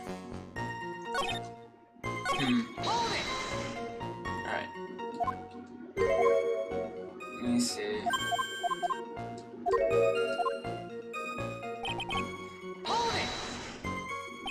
Did you move the mirror while Mr. Kudo was off calling the police? Oui, exactement. I carried that to the restaurant then. You moved a huge mirror like that all by yourself? What can I say? I know how to pick things up, handsome. Could you actually laugh at something? Well, given the witness's physique, I suppose it is possible. Did you move anything else in the crime scene, Mr. Armstrong? I like the obliging type, no?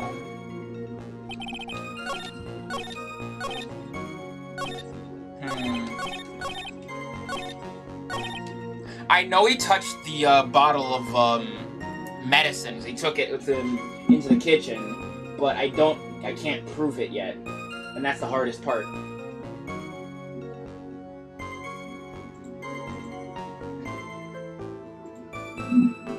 Let's see. Let me press on this again. It has to be the losing ticket. I don't think I have. Do I have a losing ticket?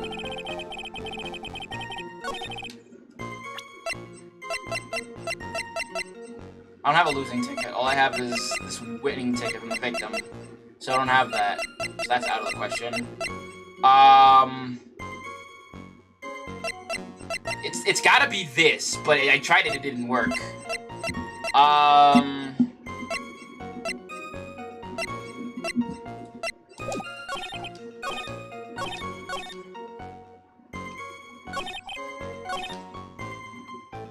Present a radio show.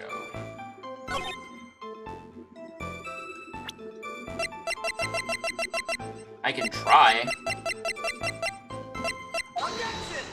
Doesn't work.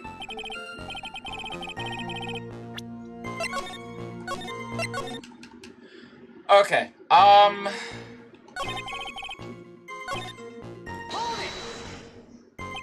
you sure about that? There's nothing except the mirror. Is that right? Is there something that Vanessa said that is a master crime scene? Shut up.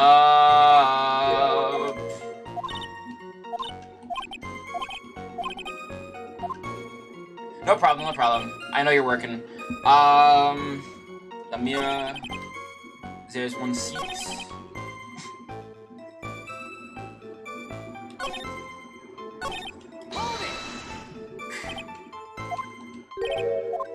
Like, I know he was sitting not... Let me see, is my mask gonna show up on stream? Like, we know this is bunk, because he was sitting across here, trying to read the thing here. But, like, we know it was a bunch of bullshit. And, like, that's why I thought, like, it would be good to present this here, because he was trying to read it, but it doesn't work.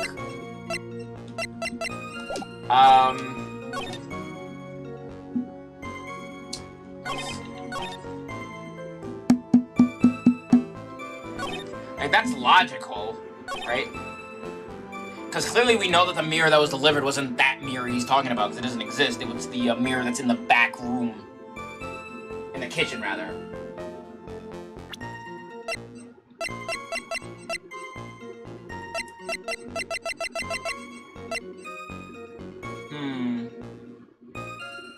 But I couldn't see it, I guess. Yeah, it is. Thank you. Your Honor, Mr. Kudo's words strongly contradict Mr. Armstrong's testimony. This is the letter of apology that was written by Mr. Kudo, is it not?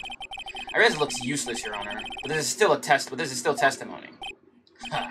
I guess useless people are only really good at identifying useless things. What relevance does this scrap of paper have to do with the trial, Mr. Wright? Mr. Kudo's testimony is actually very relevant to the question at hand, Your Honor, because it very clearly contradicts with this piece of evidence.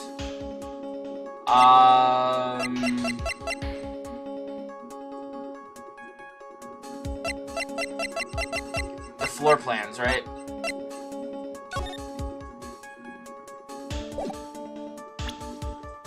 I'm guessing it's the floor plans, but I also don't know. But the photo. Ah, I see.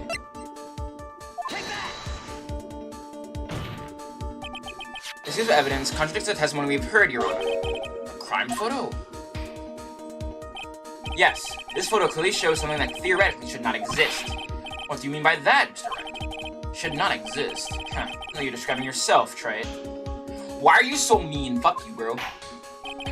Now then, in the defense would please clarify its statement. What is this something that should not exist in this photo? Yes. There is one thing that was clearly demonstrated by yesterday's testimony. Mr. Kudo broke the vase that was on the table where he was sitting. And yet, as the court can see, there was an unbroken vase on the table next to the victim. Why? Because Mr. Kudo was not, in fact, sitting at the table next to the victim at all. Don't be an idiot, Troy. That's impossible. This is the only one Kudo could have seen the victim's reflection from. Exactly! There's only one conclusion we can draw from this contradiction. There was no mirror in Trey Bien that day. Your testimony, Mr. Armstrong, is an elaborate lie. Mon Dieu! Don't try to confuse the court, Trey. Obviously, the witness cleared the vase, while the police were taking their time getting to the crime scene. Unfortunately, Mr. Godot, that doesn't quite work for me. Mr. Armstrong already testified to the contrary. In his own words, I did not touch anything else except the mirror. Gah! That's another thing, right? Well, witness, what do you have to say for yourself? I was right. There was no mirror in the restaurant that day. In light of this revelation, we returned back to the original problem. What if the victim had an earpiece in an ear which he couldn't hear? Ha! You will only get one shot in life.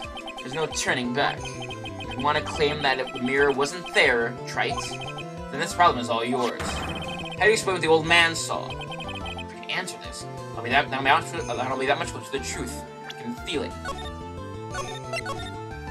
Probably, but like, am I going to be okay? Can you really solve this contradiction? There's more than just one contradiction, Maya. What do you mean?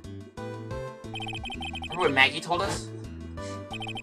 There was another man at the victim's table. And there was a sample CD on the victim's table. All fires in the face of Mr. Kudo's testimony. I think I know the reason why nothing in this case is adding up. Well, Mr. Wright, let's hear your answer. Yes, Your Honor. The reason behind all the contradictions in Mr. Kudo's testimony is simple.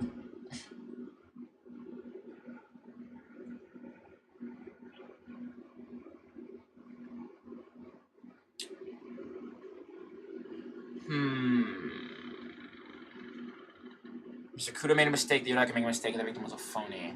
I'm guessing it's the third one? It would have to be, right?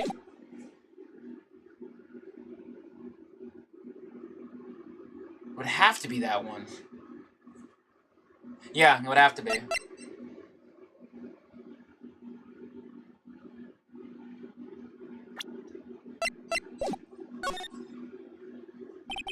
This case is riddled with contradictions. Yet, there is one very simple answer that clears them all up. And what is that? The incident Mr. Kudo witnessed and the incident the victim experienced were two completely different events. What? Yes, the victim that Mr. Kudo saw wasn't Glenn Elg at all. It was an imposter. A phony pretending to be Mr. Elg. Obviously, unlike the victim, there was nothing wrong with the imposter's left eardrum. That's why he ended up wearing the earpiece in the left ear by mistake.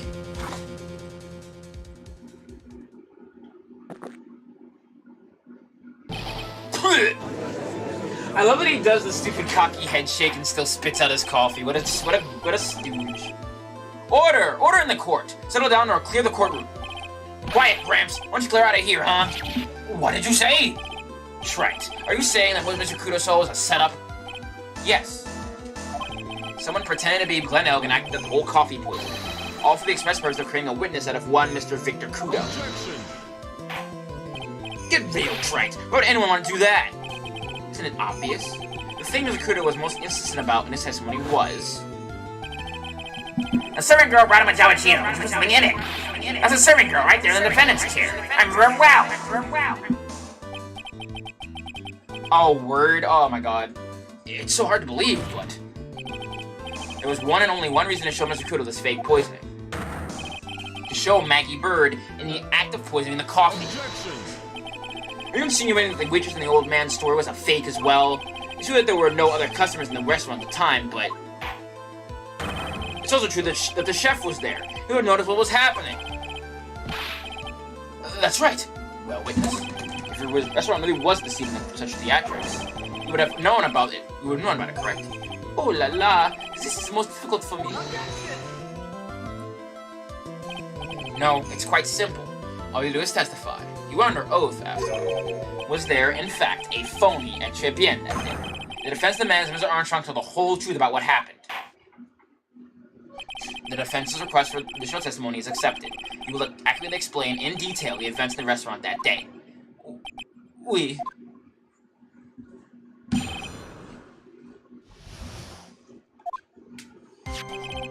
The victim, Monsieur Elg, he came to the restaurant alone.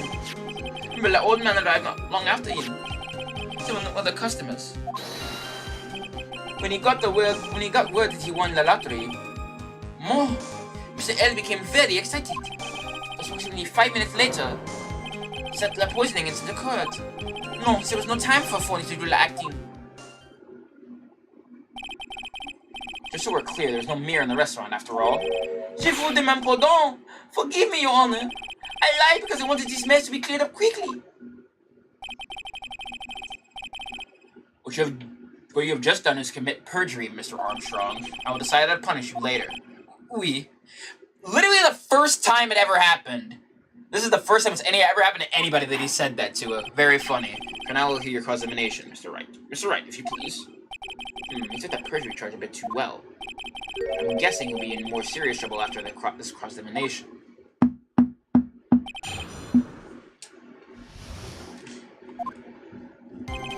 The victim, Monsieur L, can rest with alone. Was he alone at this table as well? Mais oui! I saw him from the kitchen. The defendant, Miss Bird, remembers it differently. She swears it was another man at the victim's table. Huh.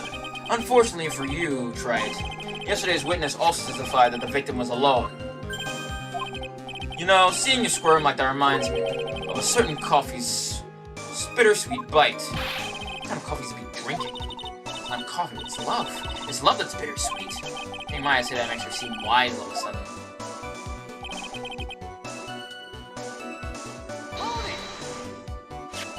The old man, you mean Victor Kudo, correct?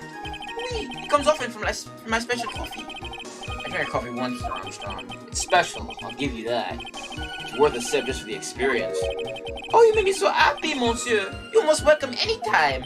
I said it was worth one sip, and nothing more. So, Mr. Kudo arrived at the restaurant at the same time as the victim. Maybe I should ask about his arrival in more detail. Out of curiosity, about what time is it when Mr. Kudo arrived? Oh no, I cannot remember, monsieur. I believe we were told by a witness yesterday. The crime was reported at 2:25 p.m. by a sort of scary old man, sir. Does that perhaps jog your memory, witness? The incident happened about 20 minutes after he arrived. So the victim must have arrived between 2 p.m. and 2:10 p.m., no? Just after 2, huh?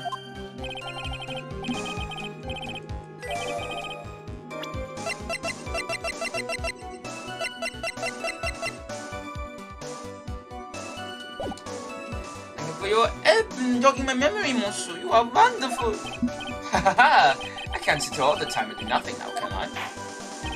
A time of day will be added to the witness's testimony. Oui, monsieur judge. Everything I do it for you. Merci bien. That's French, isn't it? I'm glad at least one person is in a good mood. He's even humming a song to himself.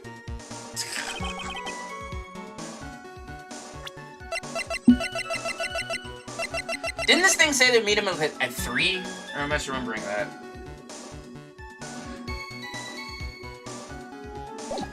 I'm gonna save and figure it out.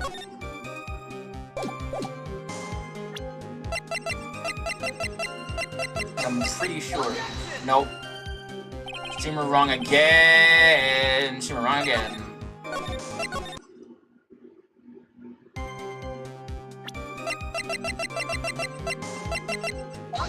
Oh, I pressed the wrong thing. Fuck. I fucked up real bad. Save low ad again. We save scum. There we go. I'm afraid I finally got you, Mr. Armstrong. Quoi? What do you mean? At the time of question, the victim was listening to the radio with his earpiece. The show he was listening to was Millionaire Radio. Each week they announced the winning numbers of the $500,000 lottery ticket. Oui, that must be the show Mon El was listening to. I can't see any problem with this testimony, Mr. Wright. I wonder. The victim arrived at a restaurant after 2 p.m., correct? Oui, I am sure of it. I remember it perfectly now. I know it was that time, because I just finished serving the lunch menu. Get to the point, right? If you have one. That show is broadcast live at 1:30 p.m., and it claims to be the most thrilling 10 minutes of your life. It's only aired at 1:30. Now, supposedly, the victim made some noise when it was announced he had won. And yet, I don't believe this cry of joy could have occurred after 2 p.m. Because the show had already finished more than 30 minutes earlier by that point in time. No! This victim we've been told about has done nothing but the impossible. Listening to the radio with a ruptured eardrum, catching a show that was already over. There's only one conclusion you can draw from these facts. The victim was an imposter acting the poisoning 30 minutes after the real murder. Yes, there were 2 Glen Elves in Trebienne that day. The real Glen Elg, now dead, having been poisoned by the real killer, and the phony Glen Elg acting the events for Mr. Kudo to the witness. It certainly seems that way. I mean, if that wasn't the case, I would spend the time with discrepancy. Quite a performance, right? You were almost on a roll. But sadly, you lack the rock-hard foundation of rhythm to build your song. What is this? Music Theory 101? Let's recap. According to your imaginative theory, it's not just after 2 p.m. The phony Glen Elg's performing a play for the benefit of Mr. Kudo. How to explain then where the real Glen Elg is? I don't believe I have to spell this out for the court. However, at that time the real Glen Elg was already dead. That's certainly the obvious conclusion. Yeah, it's a plot twist in heaven. Thank you, Shredder. That's what I was hoping you would say. What? Now, I presume you can prove this theory of yours. Can you explain where the missing corpse went to? The missing corpse? According to the old man's testimony, there was only one other customer there. If that customer is the phony Glen Elg, then where did the killer hide the body of the real victim? Ugh! Hide it, I guess. Prosecution is a valid point, Mr. Wright.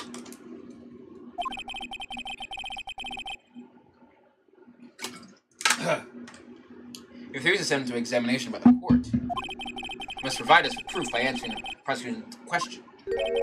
Where did the killer hide the body? Yes, Your Honor.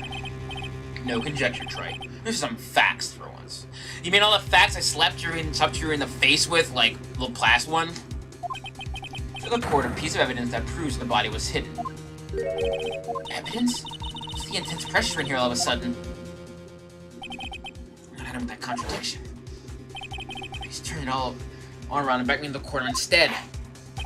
Well, Mr. Wright, the court will now hear the defense's theory and evidence.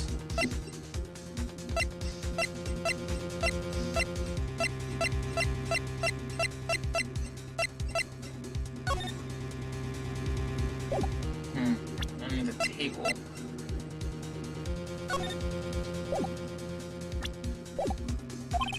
First, where was the body of real Mr. concealed?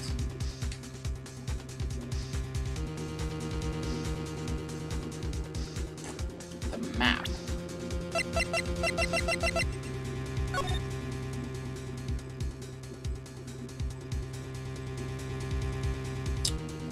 I guess you could hide it behind the register.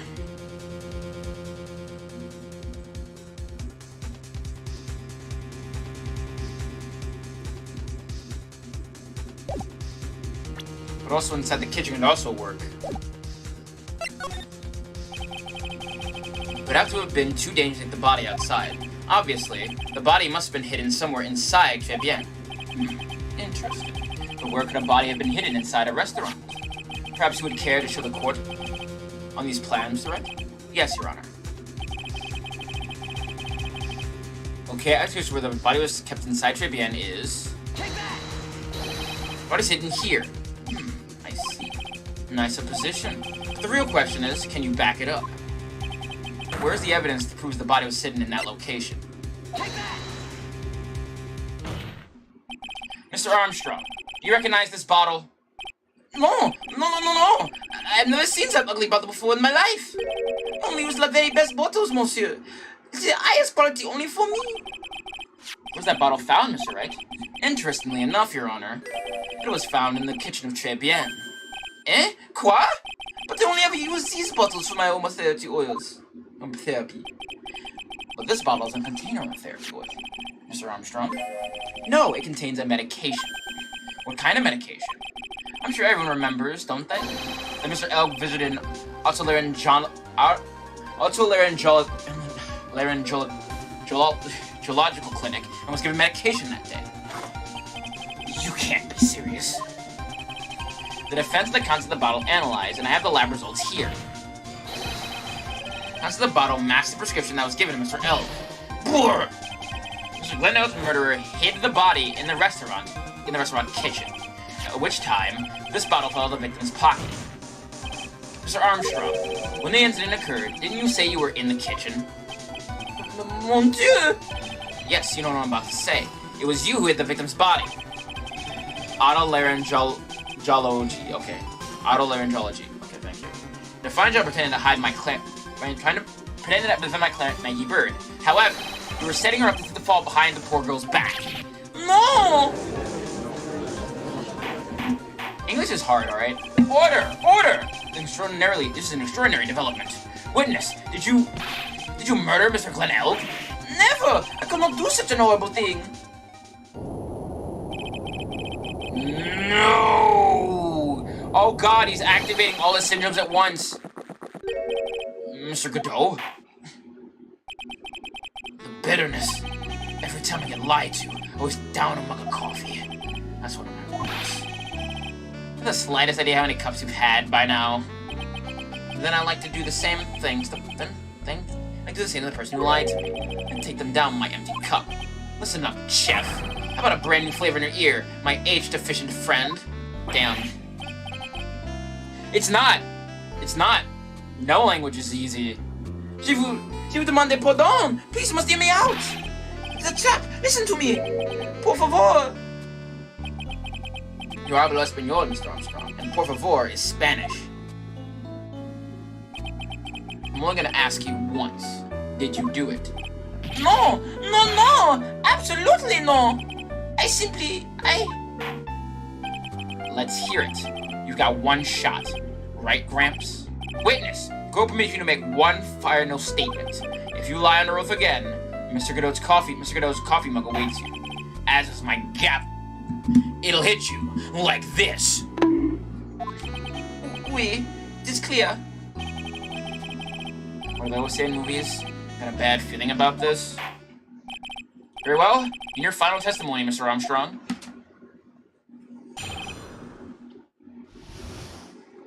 Now, I don't mean to leave you off on a cliffhanger. I gotta run to the bathroom, so excuse me momentarily. Chat, 1 minute.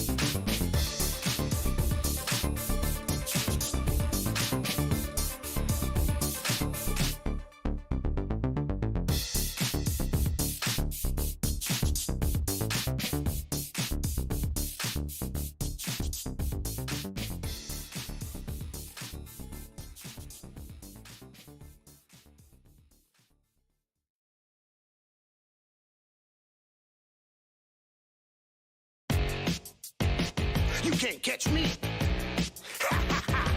What you thought that was? I'm a soldier to the death. Yeah, I'm a side reminder through the city streets. Your little petty rules do not apply to me. I like to ride and see the bubbles hanging on the strings. And every now and then, misery is what I bring. You scream, I scheme as I take the law into my own hands and crush it while I break your jaw. You think I'm faking, all you really gotta do is try to apprehend the God, then you'll learn the reason why. Even if you try, I cannot be caught in lies. So what I break the law before I go, I would die. So get your value limits, I'm the one that's most elite. So what I break the law in this game, I play with keys. Each need some sheep, tell me when to go.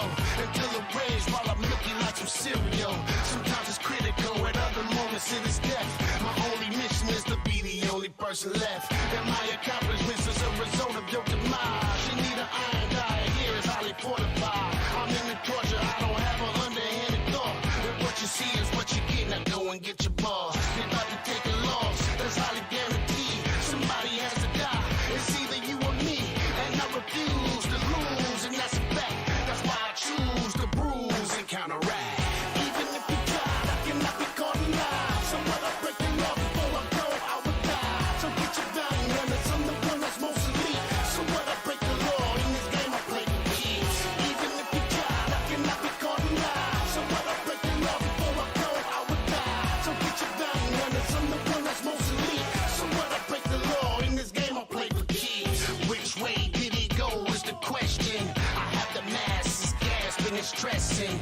I'm infected with thoughts of a madman. So any strategy to capture me is a bad plan. I am what is known as a villain. So any opportunity to strike, I am killing. I'll chill when the hounds take a break in. Even when the sin is forgotten, I will take them. On another round, it is bound, I don't care. I'm always down and I'm bound to be anywhere. So take a look over your shoulder, what do you see?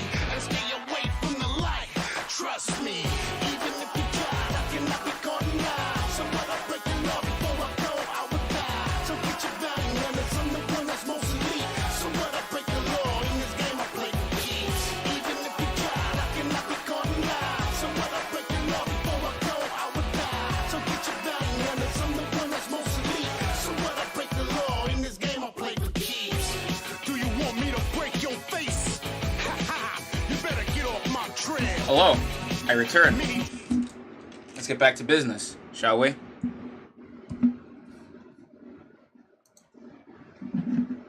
Boo. The confession. It is true. I ate the body in the kitchen. A man forced me to do it. I had no choice. I had to go along with him because there was a reason why I could not refuse. But I did not kill him. I swear it. You must believe me. You were forced? By who? I cannot say, or I will be erased. Let's try a different question, then. When Mr. Elf died, was he really the only person at his table? There was...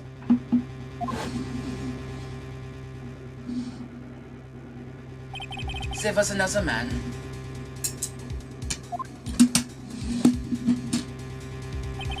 I knew it. Maggie was telling the truth. You may cross-examine the witness now, Mr. Wright. There's one more thing I need to do. I gotta break this guy and get him to tell us the name of the real killer.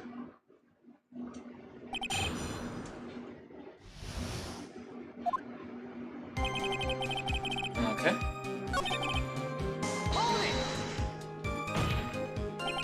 What man? Who was he? No, I cannot say. I fear for my life.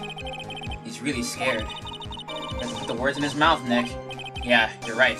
If you won't tell me, I'll tell him. Why'd you go along with this man?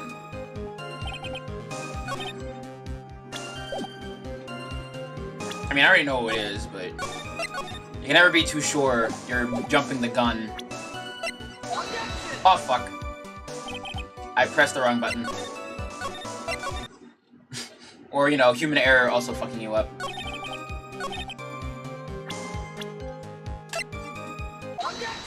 There we go. Thought so. Let's end this dance of Ring Around the Rosie, Mr. Armstrong. This is the man that you've been referring to. Ah! Who is that? I feel like I've seen him somewhere before. Oh, I don't know. Maybe a month ago in this very courtroom? This man is Furio Tigre. He's the manager of a loan office called Tender Lender. There's no point trying to hide the truth anymore, Mr. Armstrong. I know you can go against Mr. Tigre. At least, not while he had this on you.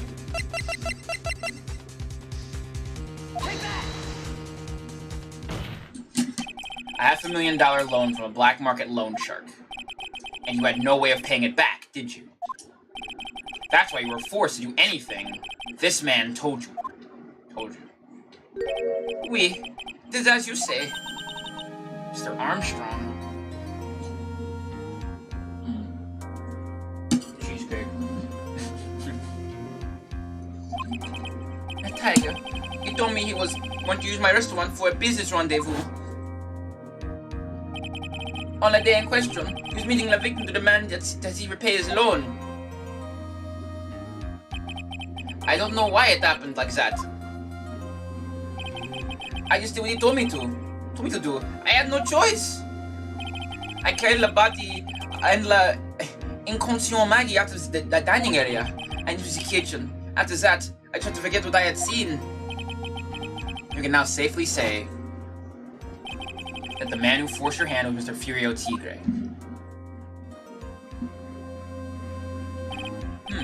I do have one further question for you, Mr. Armstrong. The poison and the lottery ticket that were found in the defendant's apron pocket. Was that your doing as well? No! I know nothing about that! It looked like it was Maggie who had done it. I was not... It is despicable! Mr. Godot, You will summon this Furio Tigre as a witness. I doubt that can be arranged today, so we'll adjourn for now. Proceedings will continue tomorrow. 30 minutes. What? The trial will go on. I'll see to it myself. I need half an hour to get that guy on the stand. Not a minute more. How the... Don't sit back and relax yet, Trent. No one knows that chef is really telling the truth. This trial could still go either way. Very well. Your request is granted, Mr. Godot. You will resume once Mr. Tigre is ready to take the stand. Until then, court is adjourned for a 30-minute recess.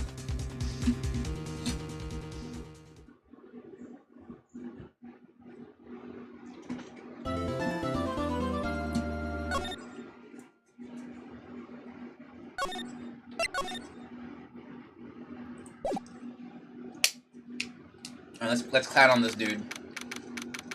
Let's make this guy show he's a paper tiger.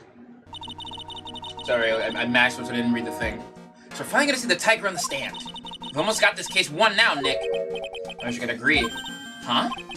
When I tried to examine Mr. Armstrong just now, he said he was just doing what the tiger told him to do. Godot picked up on it, remember? He pointed out that without proof, we don't know what he testified is the truth. You mean, you think Mr. Armstrong was lying? I don't know. But if that's the line the prosecution takes, we could be in trouble. I get the feeling that we don't have the case making evidence we're gonna need. Hey, pal! The gumshoe!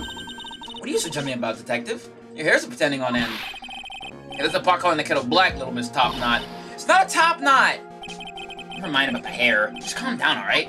I can't stand still when I don't have a job to do. I kinda get wound up. Ah! No kidding. You gotta have something you need me to do, pal. Anything. Well, hey, I'm gonna take a jog back down to the precinct. I could get some prints analyzed for you if you got an hour. An hour? The trial will have been reconvened by then. But Nick, we don't have a really decisive piece of evidence, right? True. Without some kind of trump card to pull out of the bag, we're really stuck. Maybe you could get some fingerprint analysis done in an hour. You bet! In that case, would you mind checking the prints on this for me?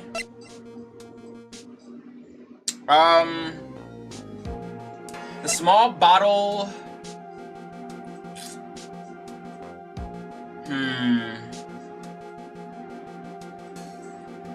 What if I check the prints on? The small bottle or the matches? I'm trying to think. The matches are probably the most important because it connects them together. Saying, oh, I was never there. The bottle. We're going back to the police station anyway to find out whose prints are on this. Oh, hey. That's a small bottle I gave back to you this morning, right? Yeah. Next time we solve the last mystery of who the prints on it belonged to. Sure thing, pal. Actually, that's been gnawing at me, too. Okay, I'll get this out to the lab right away. Just make sure you don't lose the case before I get back. This is pretty much the final showdown, I guess. I'm gonna separate the phonies from the real guys.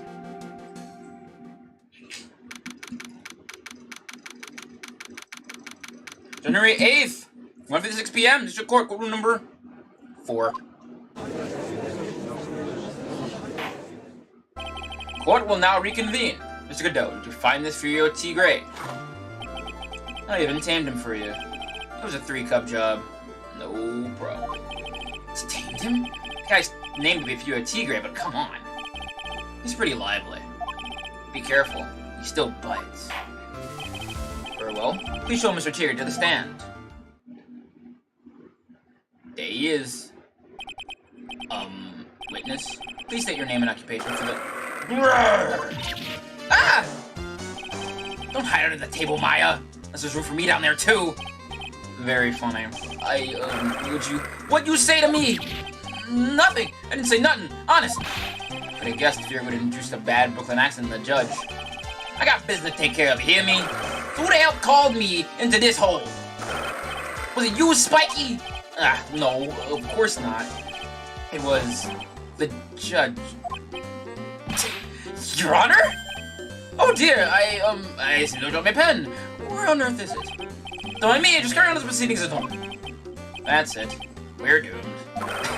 Maybe you didn't hear me. I said, who the hell was it that called me in here? There's no need to shout. We can all hear you. What'd you say? There's no point struggling. You're caught in a snare. The relentless snare of the law. Excuse me. And I'm the one that holds you in. Too cool. He's not cool! He's a fucking clown!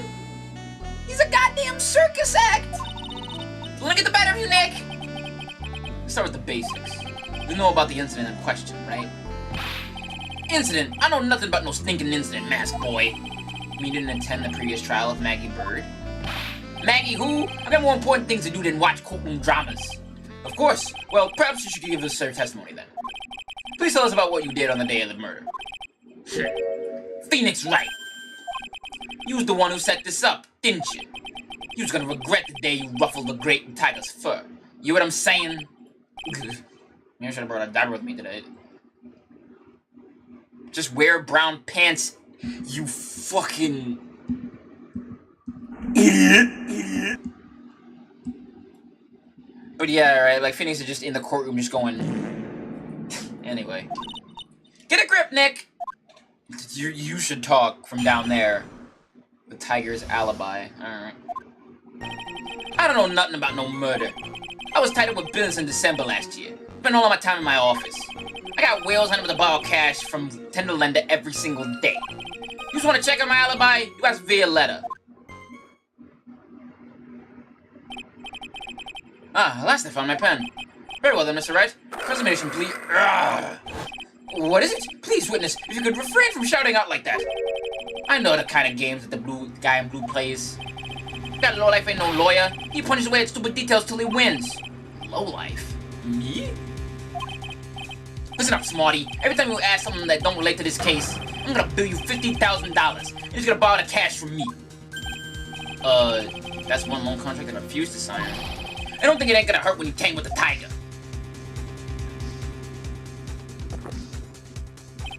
I love a good spectator story. Just a minute! That's really not... This witness is... How can I put it? A hungry tiger roaming the urban jungle. Go on his bad side, and he'll bite everyone's heads off. Yours too. This is the biggest paper tiger I've ever seen. Look at this clown. Very well. I have no choice but to impose a penalty system here. You better be listening. I said I got business to take care of. Big business. If I don't spit now, I ain't gonna catch my bus. The court will impose a penalty for any irrelevant pressing of the witness testimony.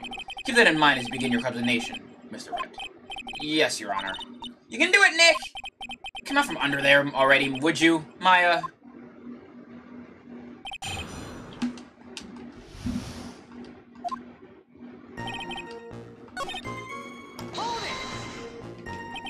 Are you sure about that? We're talking about 1 month ago, you know. You see these teeth? That's how sharp my secretary is. Sharp? You talking about Viola Cadaverini? Sure have everything in my schedule. December, mainly in the office. That's what it says, so that's where I was. It's like a rather, sketchy schedule. There he goes again. What the tiger did all December isn't the issue. What's important is what he was doing on the day of the murder. So, now what?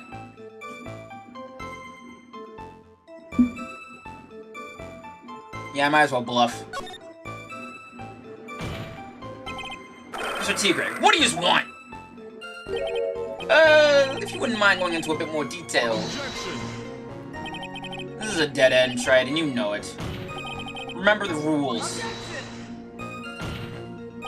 No! It's essential that we establish the witness's alibi accurately. I agree. The victim was killed on December 3rd. Were you in the office that day too? Maybe you ain't listening. Of course I was. I never set a foot outside. I had meetings all day with a bunch of cats wanting to do business with me. I ain't never seen that young kid before. I do believe the witness's last statement was important. Mr. Godot, if you could please... Mr. Tigre, the court asked that you add that last statement to your testimony. Bland will beat you. Be a man, Your Honor, and ask him yourself.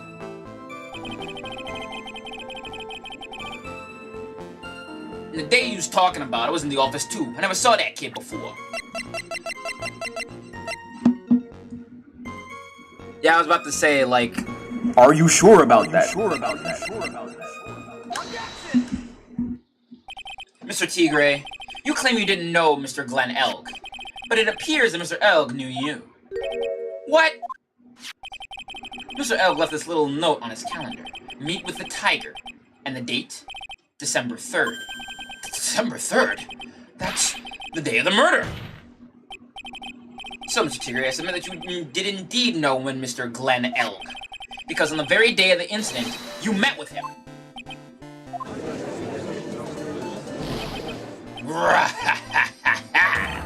Not bad. He was actually not bad. Sorry. I was just messing with you to see how good you were. Hear that, Nick? He said you're not bad. That's one compliment I can do without. Plus, he's lying through his teeth. Witness, please remember that you're under oath. Lies will not be tolerated. Who's calling me a liar? Is that what you're doing? Ruh-roh? Yeah, it's great. It's great. I love it. I love it.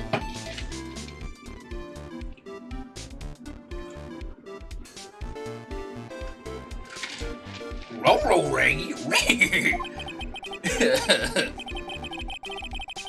So, you're saying that your claim that you've never seen the kid before is the truth? I said I'm dead serious. You might believe that's the truth. And I'd say that gives me time to enjoy another cup of pure black magic. Hey, you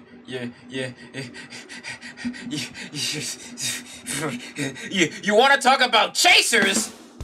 Anyway, moving on. That is why you testify for the court again, Mr. Tigre. Oh yes. Would you mind indulging the court, witness? You never actually met the victim? That's gotta be a lie right there. This time I nailed this guy. That's not the kind of shit I'm talking about. Okay. I'm gonna let that one kind of sit. The victim, Glenn Elk. I ain't no liar. I never met Glenn Elk. There was some lame guy with that name, though, wanted to borrow cash from me. I set up a meeting with the guy at my office in the lender. I waited around for him, but he ain't never showed. I ain't never been to that Trebien joint. You see here? You're so full of shit. I see. That all seems perfectly logical. You had arranged me with the victim, but he didn't show up. I've heard it's pretty hard to keep appointments when you're dead. Very well. You may begin your explanation, Mr. Wright. Yes, Your Honor. Didn't I tell you I got a big deal going down today? I ain't gonna make my bus now. I'm gonna take the express train. The bill's gonna straight to you. Right. Yeah, I can see it. I can see it. Oh, yeah. Yeah. Never been to Trebien. Are you sure about that? Are you sure about that? Mr. Tigre, is there something you'd like to tell the court about these matches? Matches? What are you talking about? We found them in your office at Tender Lender. They're from that restaurant. You've really never been to Trebien before. What was a book of the restaurant's matches doing on your desk? Who's been snooping around my stuff now? Too wise guy? What are you, my ball and chain? Ain't no broad controlling me. Order! Well, witness, I think it's time you started telling us the truth, don't you? Rawr. Sorry, I'm terribly sorry. Forgive me. I ain't no pussycat. I don't go back on what I said. But okay, I was at the joint that day. What? But listen good, alright? I might have been there, but I still never met that kid. Well. Looks like an order just came in for another testimony. I'm this close to proving it was him. He did meet Glenn Elk that day, and he did put poison in his coffee. He must have. Look at this jackass. I bet he talks in an Osakan accent, too, in the original cut. In the Japanese version. I was supposed to meet with that kid at the restaurant that afternoon. When I opened the door to this joint, I saw one ugly scene. The guy was laid out over the table, stiff as concrete. I figured the place wasn't hot already. It was gonna be, so I split. I heard the cop sirens on my way out, then I went straight back to my office. I see. He didn't ask me with him in the end. He asked me with him in the end, then. Oh, Mr. Rice, your examination, please. Yes, Your Honor. Hold it! If I wait around here any longer, I'm not gonna make the normal express. No more stupid questions. No problem. Anytime try pressing you on something irrelevant, I'll see he pays a penalty. Mr. Godot, that's my job! Your job is to slam that little hammer of yours and call guilty verdicts. So do it. Yes, sir. The special express ain't cheap, right? So just so you know, since he was paying. Oh man, doesn't the rule of the law mean anything around here? No. Yeah, I can smell it from here.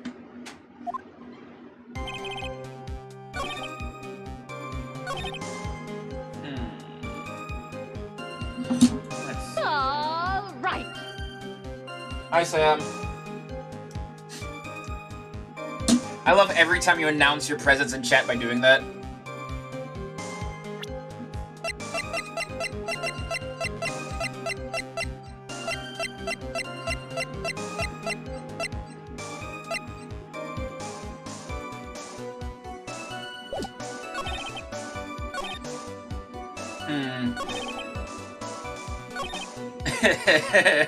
I'm glad.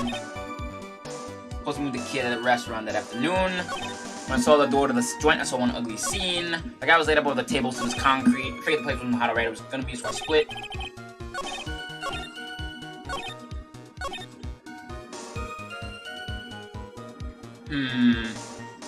I can tell that he's full of shit. I can tell.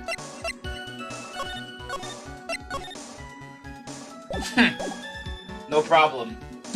I just love that you got the Team Rocket sound effect too. It's very good. I love Team Rocket sound bites from Pokemon Puzzle League.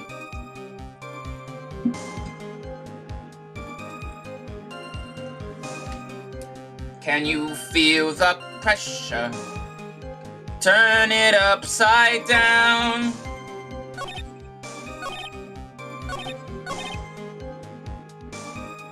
I couldn't even see the picture.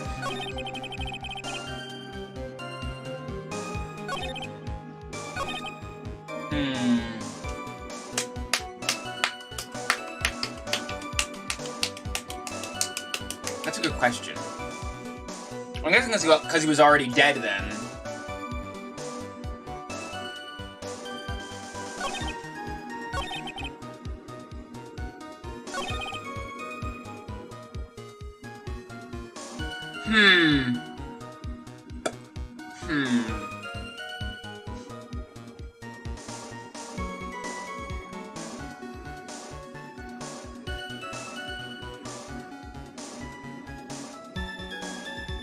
Oh, hold on.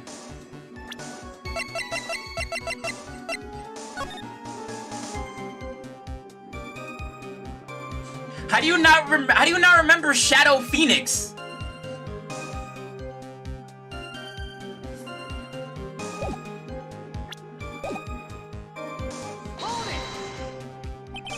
An ugly scene? What do you mean? The witness has already told us, Trite, which makes that question irrelevant.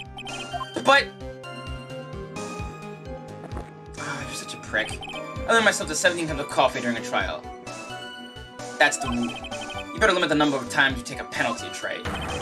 Your guts look like the inside of a chimney. Ashen. Let me burn you again, Mr. Wright. I guess I shouldn't have pressed him on that. Alright.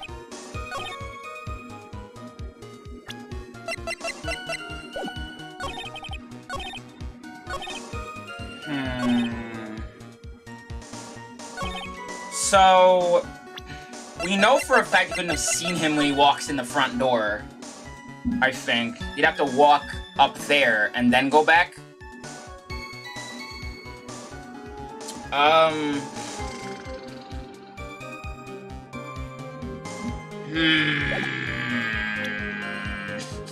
Very funny making coffee. The map on the right statement? I see. This is the right one, I think, or...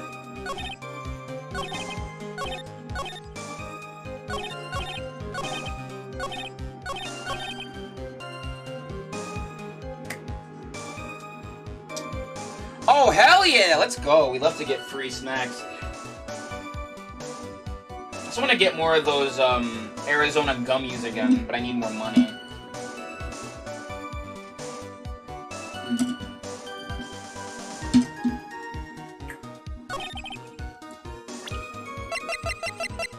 Alright. You're something of a loan-collecting pro, aren't you, Mr. Tigre? No one escapes the Tiger's clutches. I'm something of a lie-detecting pro. and no one escapes the Phoenix's clutches. I think it's time we got something straight. What's this, Trey? A new line of relevant questioning? These are the floor plans of the crime scene. You say you were standing at the entrance, Mr. Tigre?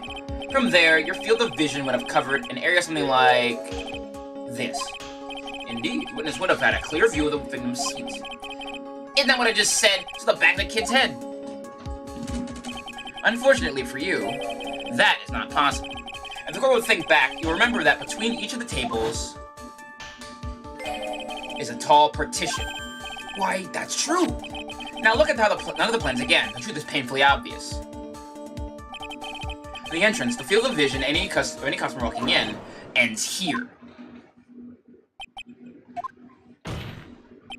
So, from the entrance of the Trebien, you couldn't have seen the victim's seat. But you did see the victim that day, because you met with him. Wrong! Have you forgotten the old man's testimony yesterday? The victim was alone at his table. Did you forget like 5 minutes ago, you dipshit? The defense just proved that point to be moot. The victim witnessed by Mr. Kudo was not Glenn L, but a fake. What? How goes it? We're acing the attorneys, you know. In order to have Mr. Kudo falsely testify, the real killer posed the victim he had just killed and acted out a charade.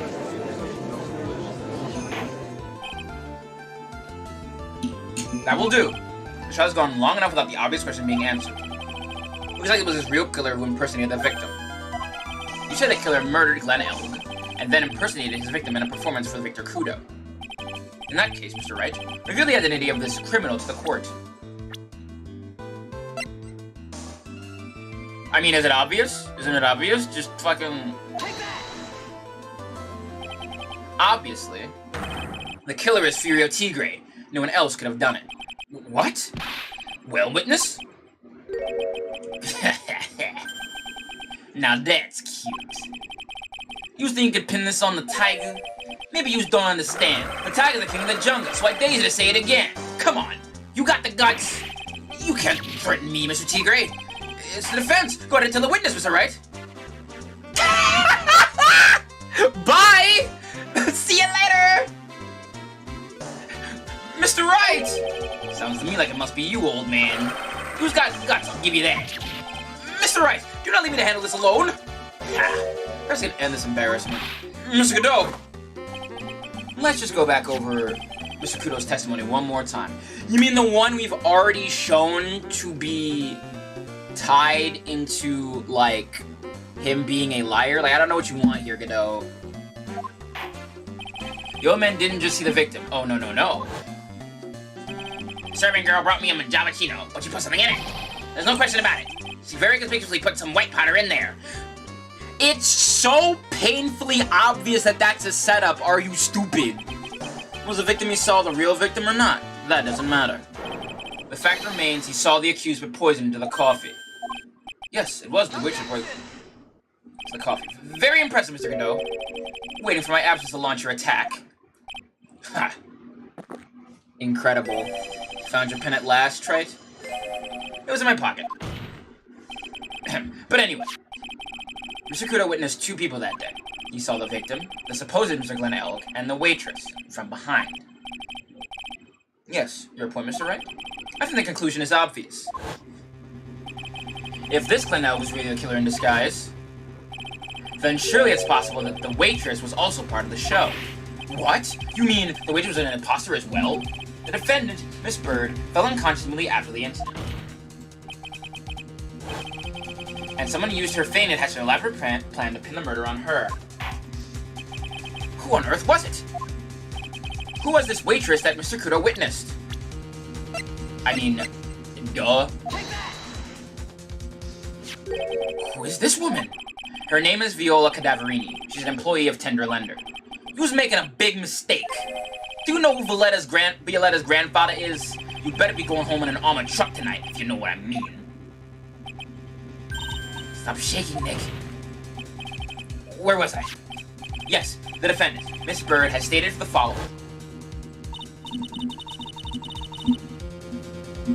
Well, when I took the coffee over to the victim's table, it's true there was another customer in the restaurant. She was sort of creepy. She had a kind of cackling laugh. There are just too many contradictions in this case. The second man at the victim's table who nobody but Mr. Burr seems to have seen. The earpiece worn by the victim in his left ear when that eardrum was ruptured. And the radio show is supposedly listening to half an hour after it was over. There's only one logical explanation that clears up all of these contradictions. The whole incident took place twice. Once for real and once for show. And, Mr. Fio Tigre, the only person who could have committed the crime is you! Witness? What have you got to say? That's cute. Sorry? You was alright. I can do with a guy like you around. What do you mean? Okay, I'm in on this game. I'm gonna have to charter a jet to get me my meeting now, but I'm gonna give you one more thing to think about before I go. Something to think about? You got it all wrapped up nice, huh, right? Well, you missed out on one real important thing. But that can't be. I was in the joint that day, and I met that kid, too. But I couldn't have poisoned them, you see? What? Do you really expect us to believe you now, Mr. Tigre? What a troublemaker. Troublemaker? Looks like we're going to need another one for the road.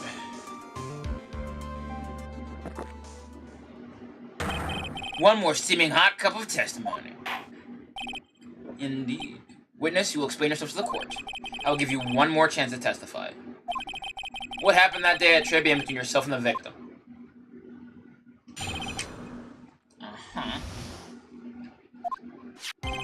Yeah, I loaned El Cash. About $100,000. That day, we was due to have a little chat. He hit his payback date, see? So anyway, he tells me he's got no way to pay up. I'm about to flatten the guy when he starts screaming. Yes! I won! $500,000! He got lucky. Real lucky. If that waitress hadn't done what she done, everything would have been over. Now, I see the principal amount you loaned Mr. L was $50,000. Yeah, well, you just got the VIG to get things into account. Interest builds up fast, you know. That's faster than fast. $100,000 is twice his principal. And the repayment deadline was December 3rd, the day of the incident in question. Yeah, he was one lucky kid. He got that $500,000 just in time. So I ain't have no reason to kill the kid. And if I ain't got no motive, you ain't got no case. His motive? He has to have one, but what is it? Money, dumbass. You telling me that someone shows up, a loan shark as shady as this motherfucker, somebody goes, yes, I went big on the lottery, and you're not just gonna take the ticket? Like, fuck you. You're full of shit.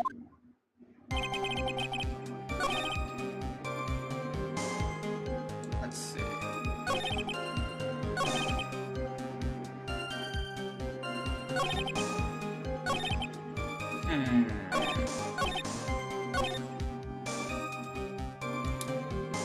Yeah, he did need more than $500,000.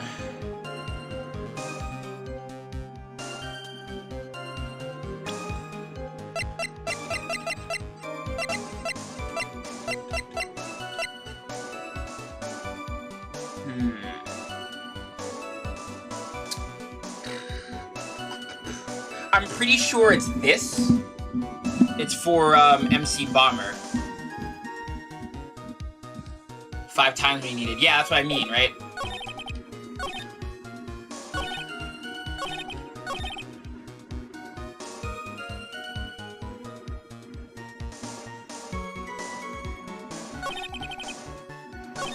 How do you know he needed? How do you prove he needed more? Right, yeah.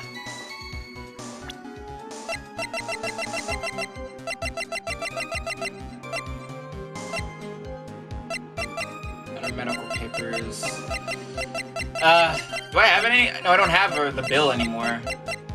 Right, he needed $1 million.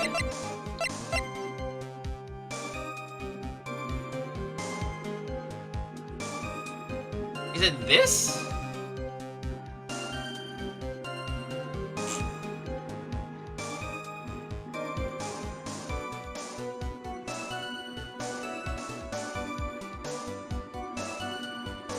I don't think it's this, but I'm gonna save and try to present it. We save scumming. Let's go. No, it's not that.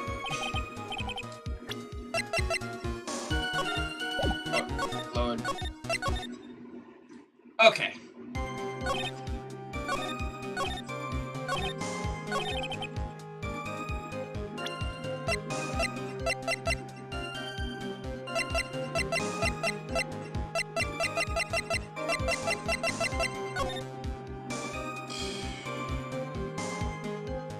No way to pay up, huh? But MC Bomber would wipe that out.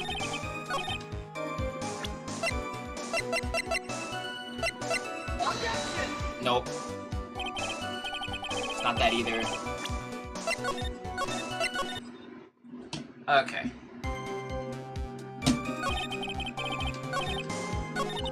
The Tiger was beating Glenn L to get his money back. If L had just given him the lottery ticket, that would have been the end of it. Yeah, so what's the Tiger's motive? This is the big one. Managed to undermine this testimony, it's all over for us. Why would he have to poison Mr. Elk? Why would he loan him money in the first place when he knew he couldn't repay him?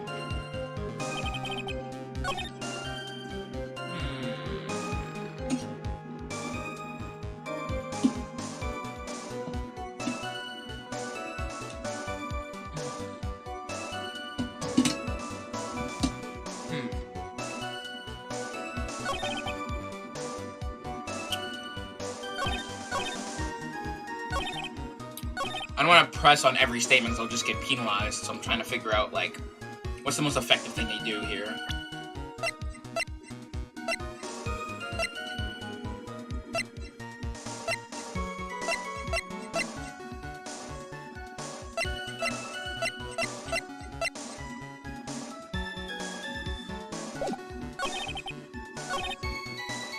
Oh, press the last statement.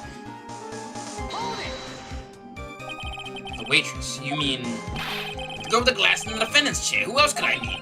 She hadn't gotten in the way, things would have been bada bing, bada boom, over and done with. Should push a little more on this. How things would have been... yeah, by that one, instead of what Maggie did, because we already know what Maggie did. Allegedly. What do you mean things would have been over and done with? Well, who's over there, or what? I'm talking about the cash. I was there to get my $100,000 back. That's all. I'm a businessman. It was all coming together before that waitress got in the way. As far as I can tell from the witness's testimony, other than recouping the loan, Mr. Tigre had no motive for killing the victim. Witness, you will amend your testimony to reflect what you just said. Tiger's motive, huh? That's the $100,000. I never had a reason to kill the guy. And that's where I present MC Bomber, right?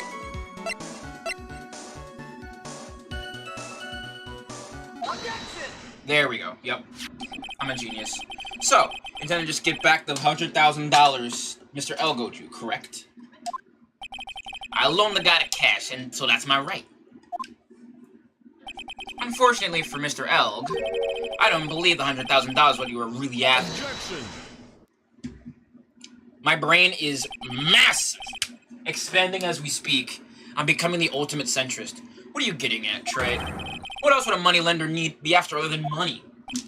Oh, the moneylender, I was after money, but the money was in a totally different league. The kind of money that a single disc like this would fetch. What is that? A computer virus, Your Honor. A virus called MC Bomber. A computer virus? What does one of those do? A computer virus is a program that wreaks havoc on the insides of a computer. A computer? What does one of those do? I guess the beard is only part of his honor that's from the Stone Age. Very funny that old man doesn't know what a computer is in 2018, but moving on. I'll explain it to you later, Your Honor. Right now, this is the important part.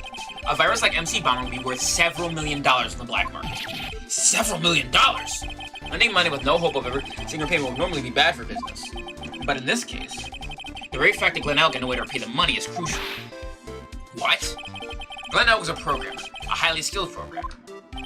That skill was the collateral Mr. Elk put up in order to borrow the money. Objection!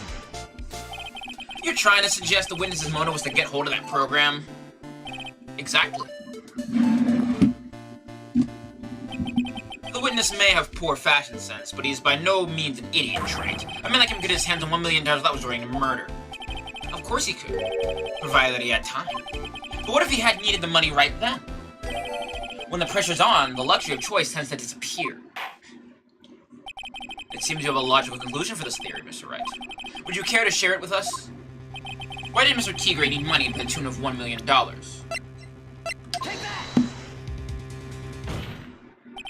In December of last year, you found yourself in need of a huge amount of money. About 6 months ago, you were involved in a traffic accident, weren't you? An incident involving a car and a scooter in which a young woman was injured. She was taken to the hospital where she underwent surgery. How much of this do you know? The medical papers document the treatment of the young woman in question. According to these, her operation cost $1 million. And yet, when the payment was due last month, someone managed to pay it in full. $1 million? A preposterous sum! Someone should sue these HMOs! No one pay a bill like that. If Medical Association got a hold of wind of it, hospital will end up in debt as a morgue. But Mr. Tigre had no choice but to pay, because his very life depended on it.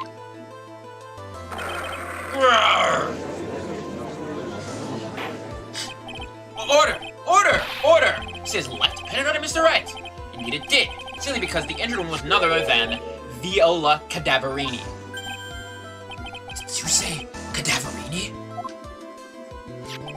Bruno Cadaverini, mob boss in charge of... Hold on, this fell? Yeah, I bet. In charge of all underworld activities of the city, and doting grandfather to his precious Violetta, also known as Viola Cadaverini.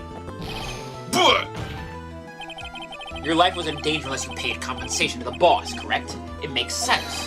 You were desperate to acquire $1 million Bruno Cadaverini demanded of you. So desperate, in fact, you decided to sacrifice Glen Elk to pay your... Glen Elk's left to repay your debt.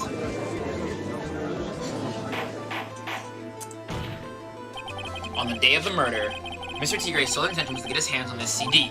Glen Elk had no way of paying back the $100,000, and Mr. Tigre knew it. But then a miracle happened. The kind that Mr. Tigre would prefer would have never happened. But he can't. And neither can I. The lottery win? Exactly. At the 11th hour, Mr. Elk won $500,000 on the lottery, which left Mr. Tigre with no way of getting his hands on the all-important CD. At least, no legitimate way.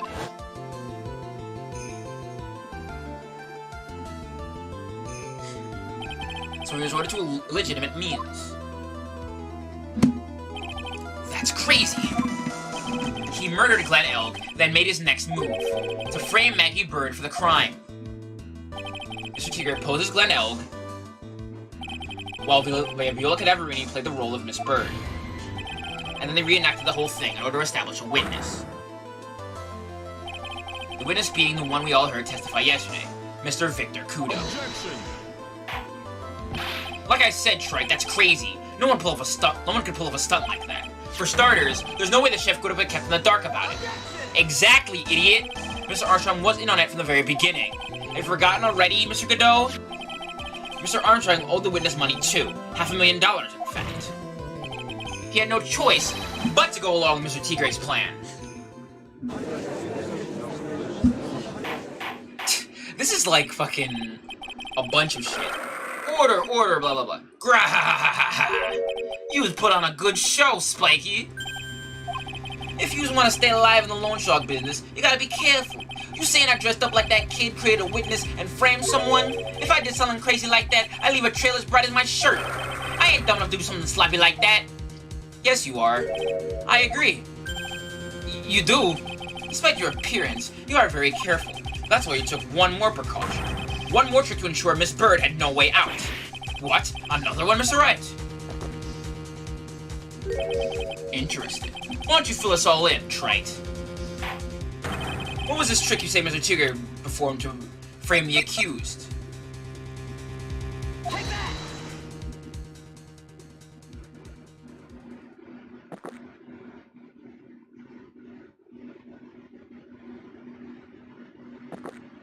Yeah, I think I fucked up. And? What's the relevance of that, Trite? Fuck. It wasn't! It wasn't! No, wait. Alright, fine. It's the lapel. It's the lapel pin. I thought it was this, because it clearly shows that it's not him, but whatever. Yeah, I figured after the fact. What on earth is that? What an insult to think anyone could be fooled by such a childless imitation. Very funny. Consider yourself insulted, Your Honor. Mr. Tigre, you didn't just pose the victim of the day in question. A month ago, in this very court, you posed as me. What? That's the truth. But the witness looks nothing like you, Mr. Wright. Although, now that I think about it, it was you, wasn't it? No doubt it was you, standing in here in this very court a mere month ago. The Phoenix Wright who put the most disreputable, shabby defense I'd ever seen.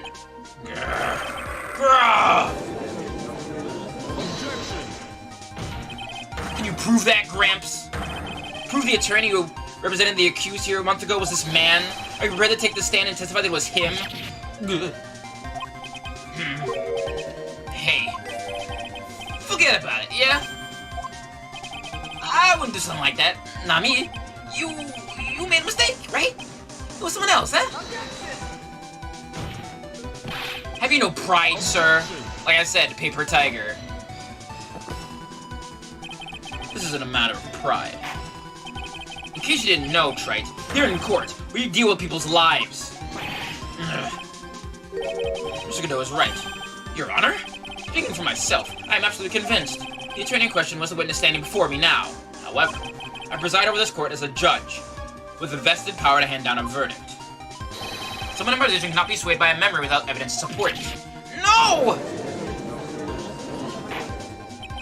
If the defense has no further evidence, the court will now excuse the witness. Taking on this random Mr. Tigger agrees for sure, but not conclusive.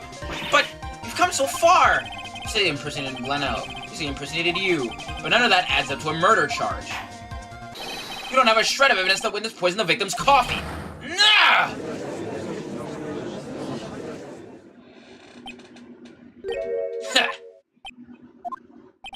Sucks to be you, right? The must look tight. You're gonna get mauled. You've got that? All he managed to do here was chase him around a bit. I was so close to getting him to admit his own guilt. Looks like I won't be needing my refill. If I just had one more piece of evidence. One more piece of evidence and maybe I could get Maggie off the hook. This witness's cross-examination is over. You're free to go, Mr. Tigre. Here he comes, the 11th hour. Your Honor, sir. Wait! Detective Gumshoe!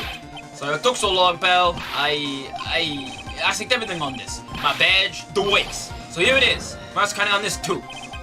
What is it, Detective? Isn't it obvious, pal? It's the final decisive piece of evidence. What?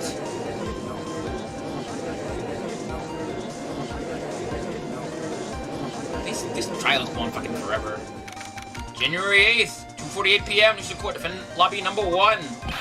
Sorry it took so long, pal, but I finally got the results from the lab. The results? About the prints, pal, from this medicine bottle. Oh, so? You know who the prints belong to now? Do you think I'm some kind of hack detective? Of course I know. So, tell us.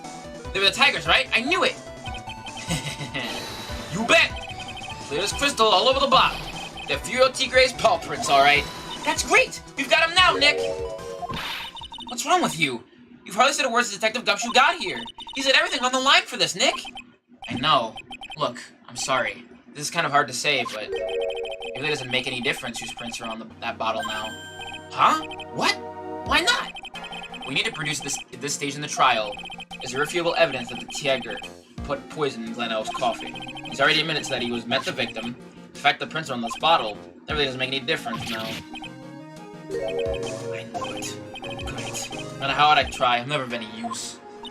Hey, don't be so hard on yourself. This is our last chance to help Maggie. And I've been working on some useless piece of evidence the whole time. It's alright. I'm a real loser. It's not breaking news to me, pal. Detective Gumshoe? Maggie! You've been working on something for me? Sorry I let you down, Maggie. I know you didn't do it. And I'm a detective. I'm supposed to be able to prove stuff like that. I'm really sorry. I'll get out of your hair now. Detective Gumshoe, wait! He's gone. Is there anything we can do now, Nick? Wish there was. Gumshoe worked so hard to get that evidence. If only there was some way we could use it.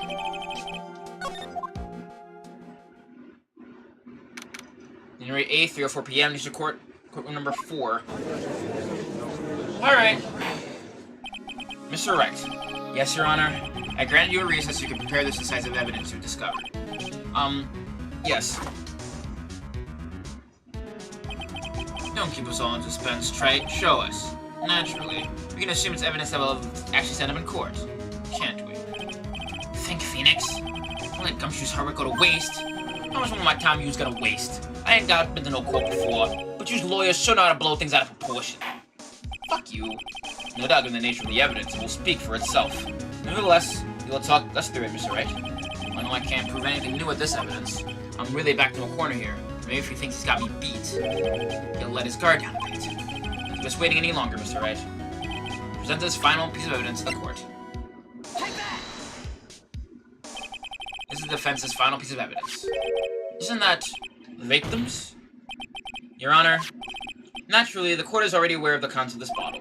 However, interesting new information has come to light. We clearly identified some fingerprints on it. Fingerprints belonging to you, Mr. T. Gray. What? But Mr. Wright, what conclusion are you hoping to draw from this new information? But here knows what this bottle contains, except for one man. One person in this courtroom should theoretically be in the dark. What prints are on that pansy-looking bottle? Is that what you're saying? Well, what the hell's in it anyway? Gotcha, fucker. A phony trial, a phony lawyer, and phony clues. Everything about this case has been phony. And the first accused for some phony evidence. Mr. T. Gray, this is a decisive piece of evidence that will prove your guilt. Why? Because it contains...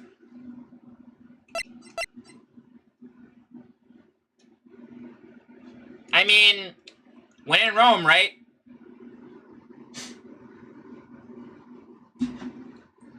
When in Rome. I'm saving, though.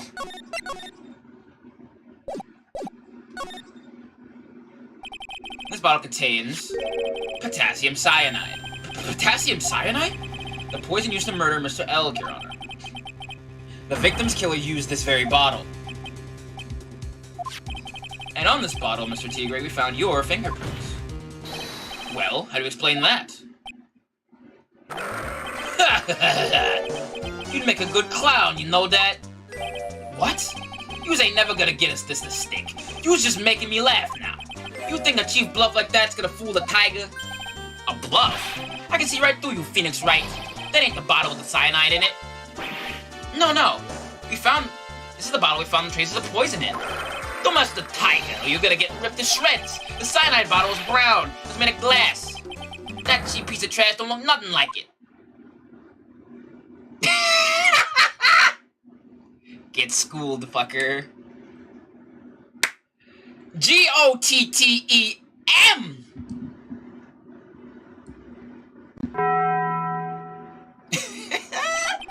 Got him. At last. What? Why is everyone gone quiet? I said that bottle. Is this the bottle you're referring to? Yeah, that's it. That's the bottle the cyanide was in. But you ain't gonna find my prints on that bottle. Don't let that cozy-looking suit fool you people. That lawyer's just playing games. Tell him, Mr. Prosecutor. Tell that guy where to go. You still haven't figured it out? Don't you realize what you just said? What I said? What did I just say? You were summoned to this court for the first time earlier today. If you really had nothing to do with the murder, you shouldn't have known all the little details. For instance, you should have known what kind of bottle the potassium cyanide was in. But just now, you slipped up in front of every single person in this courtroom. You described the exact bottle used by the killer to hold the poison. You don't know who you was messing with. I'm the tiger. I control millions of dollars in the black market. You think I'm gonna let some jumped-up suit get the better of me? Sure, the last piece of evidence was a phony. But that's just what you deserve. The phony trial with a phony lawyer was all played up by you, the biggest phony of all.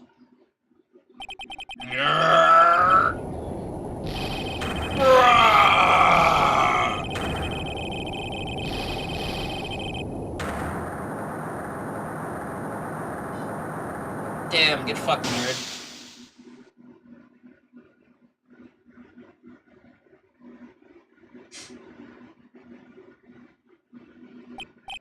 What's going on? Looks like a blackout. Shut up! Shut up! Well done, Trite. You threw coffee at him? I saved myself a cup of coffee just for you. Savor it. While you watch the police restrain your prey.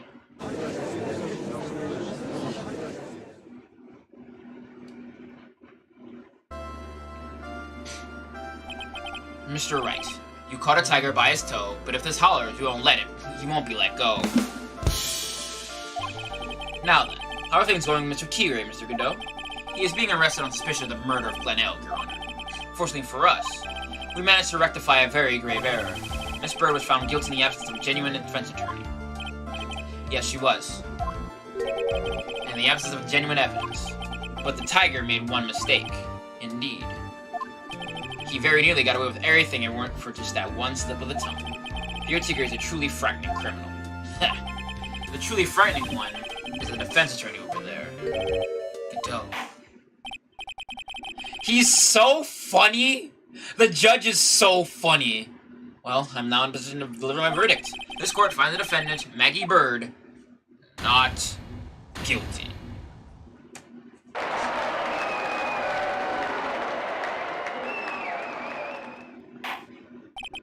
That is all. This court is adjourned. January 8th, 4:10 p.m. Entered court defendant lobby. Number 1. Ha! 1! Mr. Wright, I'm at a loss for words. Thank you, sir. Congratulations, Maggie. I was so mad when Mr. Wright landed me in all that trouble a month ago, but now I feel like I can forgive him. Hey, that wasn't me, Maggie. That was the tiger. Look, Nick. It's the door in the doorway. It's the gumshoe. Oh, guess we'll be heading off then. See you around, pal. Wait!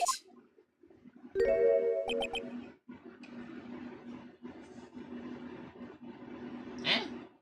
Okay. The gumshoe. Oh yeah. Congratulations, Maggie. Thanks. I knew you were innocent all along. Why didn't you say that in your testimony then? Huh? Oh, well, I was... Well, guess we'll be heading off then. See you around. Wait up, detective! He just ran off. Maggie, why are you being so hard on him? He busted his butt for you. Oh, shit, thanks. Big appreciation. Then we got the medicine bottle. That wasn't even of any use. But, only because Mr. Wright used it so cleverly. Detective Gumshoe was just running around in circles. Poor guy. She still isn't ready to forgive him. Can't you put in a good word for him, Nick? Yeah, Maya's right. I should help Gumshoe out. It's clearly he needs it. Maggie? You know, Detective Gumshoe's really been worried about you throughout all this. I wanted to believe that, sir. But on that first day of the trial, he practically gave the judge a free pass to lock me up. He didn't have any choice, Maggie. He's a detective. He has to report the facts. He doubted me, that's why. He thought I might have done it. I had to prove to her that Gumshoe really cares about her. I know, I'll give her a little present to celebrate her freedom. Take that! Here you are, a present to celebrate your freedom. That's a present from Detective Gumshoe, made with a ton of love. Another follower? I don't know, I think it just happened. He said you lost weight and he was worried about you. Detective Gumshoe? I actually really like weenies, you know? Did you guys hear that? I'm pretty hungry myself, you know? Yeah, the trial dragged on a bit today, didn't it? Is it okay if I eat this now?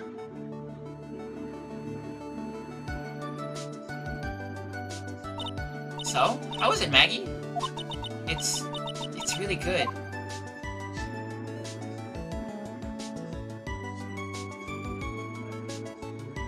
The case of the phony versus genuine came to an end. False allegations surrounding Maggie have all been cleared up.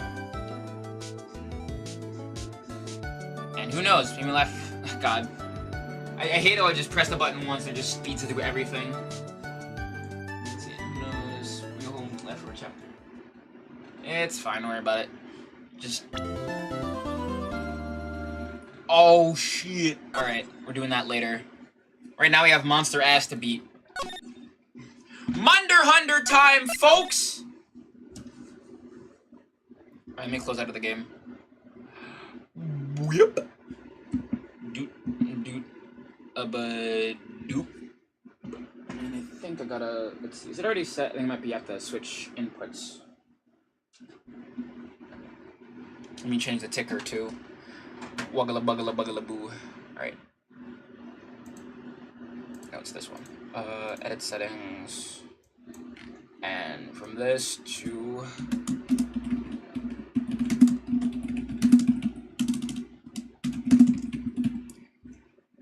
Alright. So here we go. Boogly boogly boop. So I'm in love with this game. Like, no cap. I adore Monhan Rise. It's such a good game. Oh, sick. Yeah, you have a good sleep. Thank you for stopping by. Appreciate it.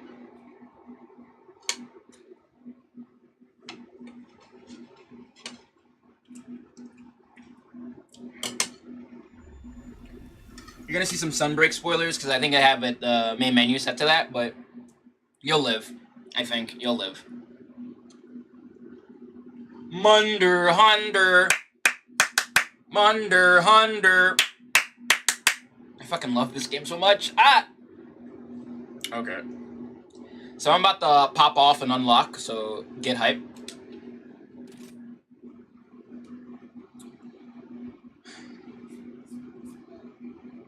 Oh, sorry, is that too loud? Yeah, baby! Oh, I'm so hyped. Okay. First things first. No, alright. Second things second. You really not get darker than this? Hold on. Basic settings. Face type. Okay. Alright, okay. Hairstyle. Ah, no! Stop that. Advanced settings, okay. Skin. I think you can? Oh, that's me moving the camera.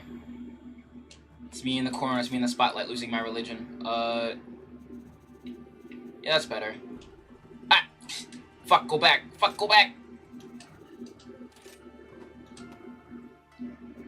What does that mean? What? Oh, I see. You can make him older or younger.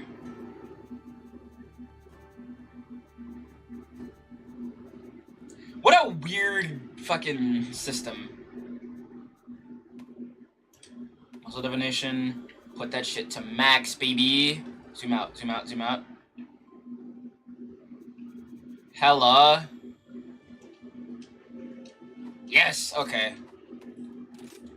Now to show you what I spent like 99 cents on, like just buying it, because I got gooned by video games. Hell fucking yes, baby.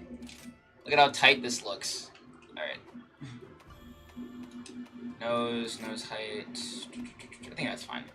That's fine. Well, yeah, basically, that's Monster Hunter, you know? That's Monster Hunter. Yeah, I'm not wearing whatever the fuck this is. This looks like shit. This is, like, the only one that's, like, remotely tolerable.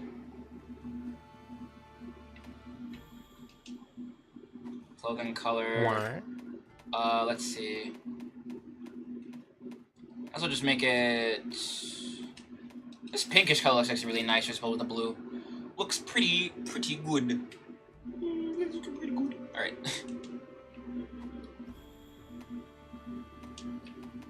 Alright, voice type, and I'll just leave it like that for now. Expression samples. Okay, I think that's be fine. Manage presets, confirm that shit. Alright. Enter character name.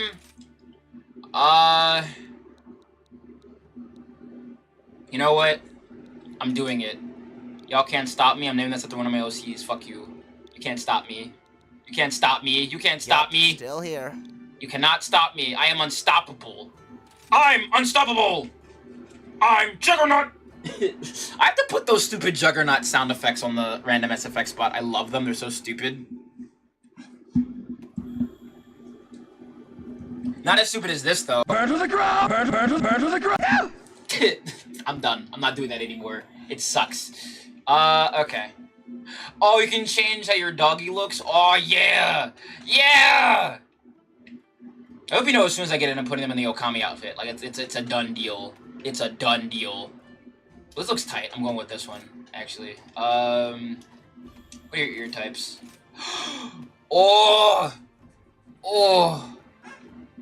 Oog. Like they're dog-eared. Oog.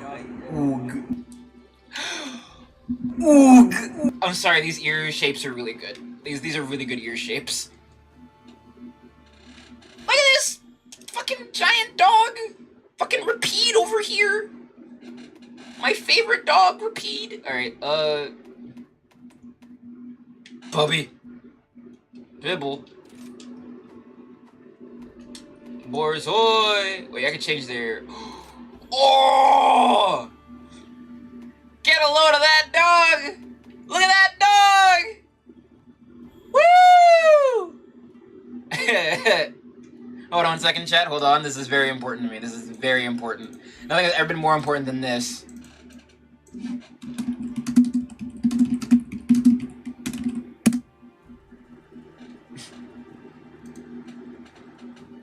Load of that dog. Get a load of that dog. Look at that dog. Get a load of that dog. Look at that dog. Woo! Woo! Woo! Get a load of that dog! Look at that dog! Hell yeah. It's all been leading up to this, chat. It has truly all been leading up to this. Alright. That's fine. I like the blue coloring for your base, Palamute. That's gonna matter, I'm gonna put him in layered armor immediately afterwards anyway. Like, catch me putting this dog in the goofiest outfit you've ever seen. Curly tail. That would actually be kind of sick. I would love to see that. I would really love to see that, genuinely.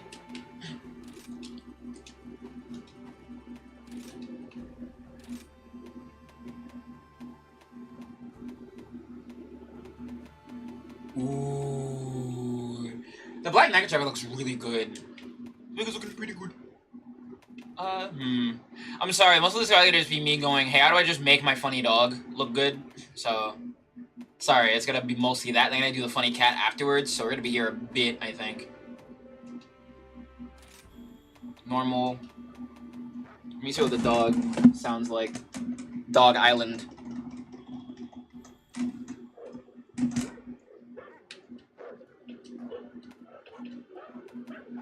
I like this one.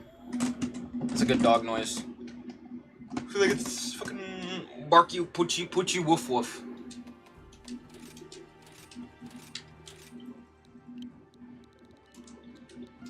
It's Poochie! They have to go now. Their planet needs them. Oh yeah, look at this guy.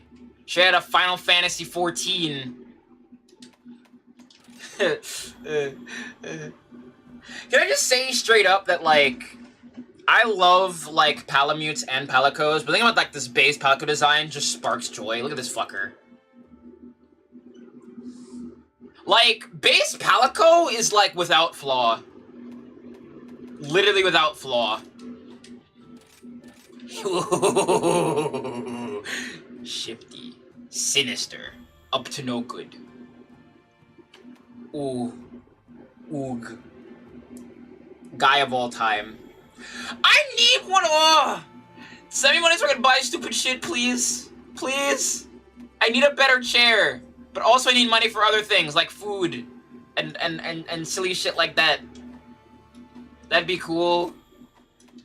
You don't gotta, but it'd be cool. Oog! Big ears!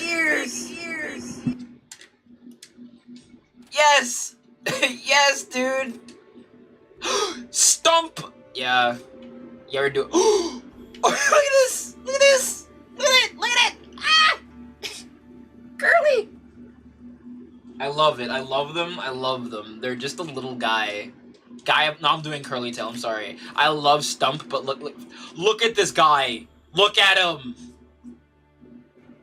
I want to, like, fucking feed this dude, like... a fish or a sausage, whatever you do in Munder Under. It'd be great. Support type, healer, assist. Fantastic fighting furball, yeah. Alright, I need to name my Palico.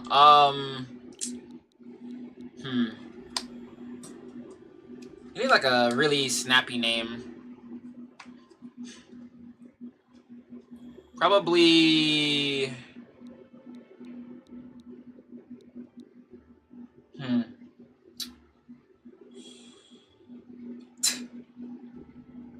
I'm not giving you a persona. Make your own.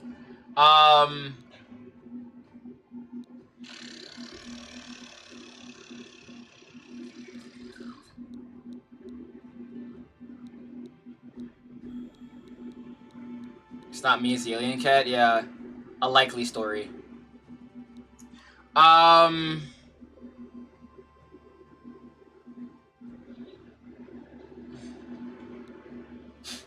Part of me wants to name them Choo Choo, like the funny Top Cat cat, but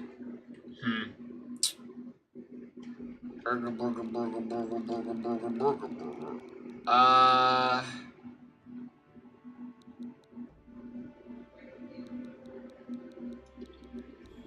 You know what? Yeah, I'm a fan of this. We're just gonna go with this. Naviru, straight out of Manhunt Stories. Hey. Yo, look how cool we are! Look at how cool we are! Yeah! Our team is so sick. Never beating this team. We all fire our lasers at once. You can't help to beat us. I gotta do like a Monster Hunt or two before I dip for the night, I think. I've been going for a while, but I'll fucking play some Monster Hunter. You keep kidding me? This game is really sick. Like, this game is super, super tight. Its story is really cool. Character designs are fun. The weapons are also really cool. Hey! It's the girls. There they are. What's poppin'?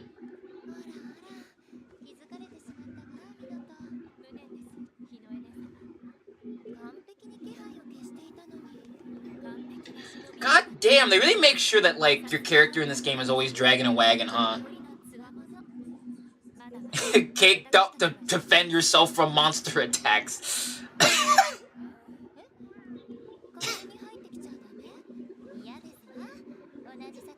I guess I am playing with Japanese voices on, because it fits the vibe. It fits the vibe.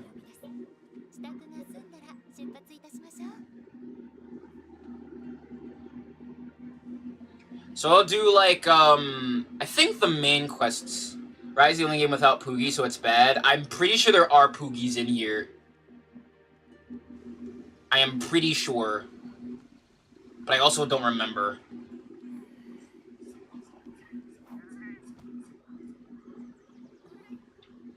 But you get a funny cat and a funny dog. Come on. Yo, look at that dude in the sky! Who is that? Who is that guy? Who's that dude just kind of fucking in the sky? Oh no, they're gone. Who could that dude be?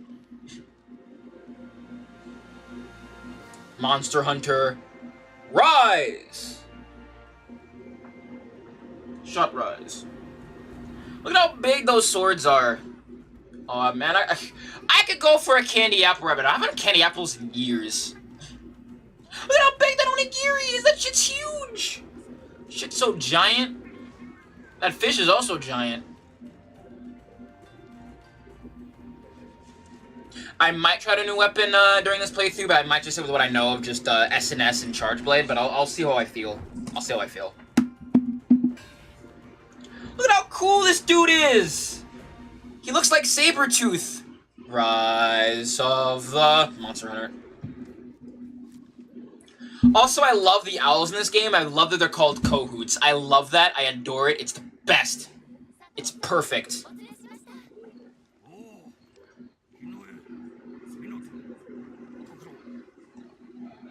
God, this base costume is really good.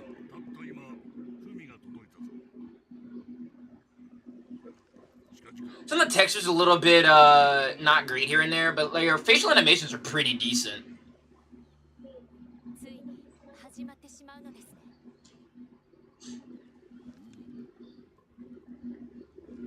I'm probably gonna make an outfit that's I did fuck with Swax for a minute. So I might actually. I might actually fuck around and look at Swax. A horde of monsters, the Rampage. A huge pack of monsters and a giant stampede. They attack the village in a frenzied rage. Nobody knows why this happens. But it came close to wiping out our village the last time.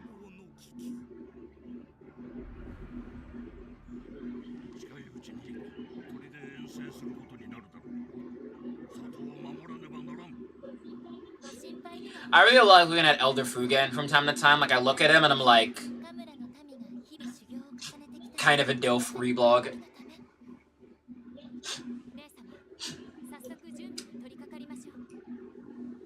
Which has been my gems 3U.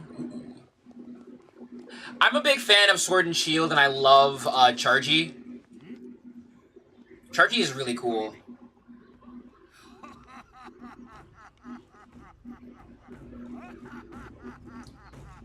But yeah, we're about to see like one of my favorite modern games. Now, Boken, Rampage and all aside, I have got news for you. Got a message from the guild this morning saying that says that you are now a certified hunter. He's literally just Geralt, Witcher Kazuya. He's literally got like Wolverine's like head horns, his hair horns. You really living now, Squirt? Well, I guess I shouldn't call you that now you're certified, but I don't think it'll stop me. Bwahaha! Sorry to interrupt, Elder Fugen. I'm informed the village of the coming rampage, like you asked. Ah, yes, thank you. By the way, Boken, I heard the good news. You're finally an official hunter? Wow, congratulations. All you need to do now is register with the guild, so now you can start accepting all those quests. Hey Tia. You should get 4U on 3DS. We could just play 4U with Floor. We should do that. All you need to do now is register with the guild, so you can start accepting all those quests. To do that, you need to speak to Master Hojo at the Gathering Hub. He needs your help in creating Sephiroth. But that can wait. First, we go shopping. You'll be needing the help of other villagers you want to succeed on the field, so follow me. Now, where should we start? Aha, of course. The Marketeer of Mystery, Kagero the Merchant.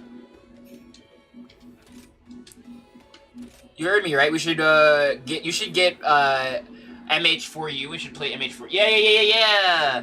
Greetings, Master Boken. I was just informed you have been accepted into the guild. Felicitations. Here you will find restorative cures and other such items to aid you in your hunts. I often diversify my stock and provide special offers for hunters too, so you'll find them most agreeable. Clear sometimes offers items at half price, and that's where you can pick up some real bargains. So I always hold off on buying what I want until the sale, and when it's on, I swoop in like a ruffian on the trail. I know sense Lady Hinoa's sharp gaze on my back.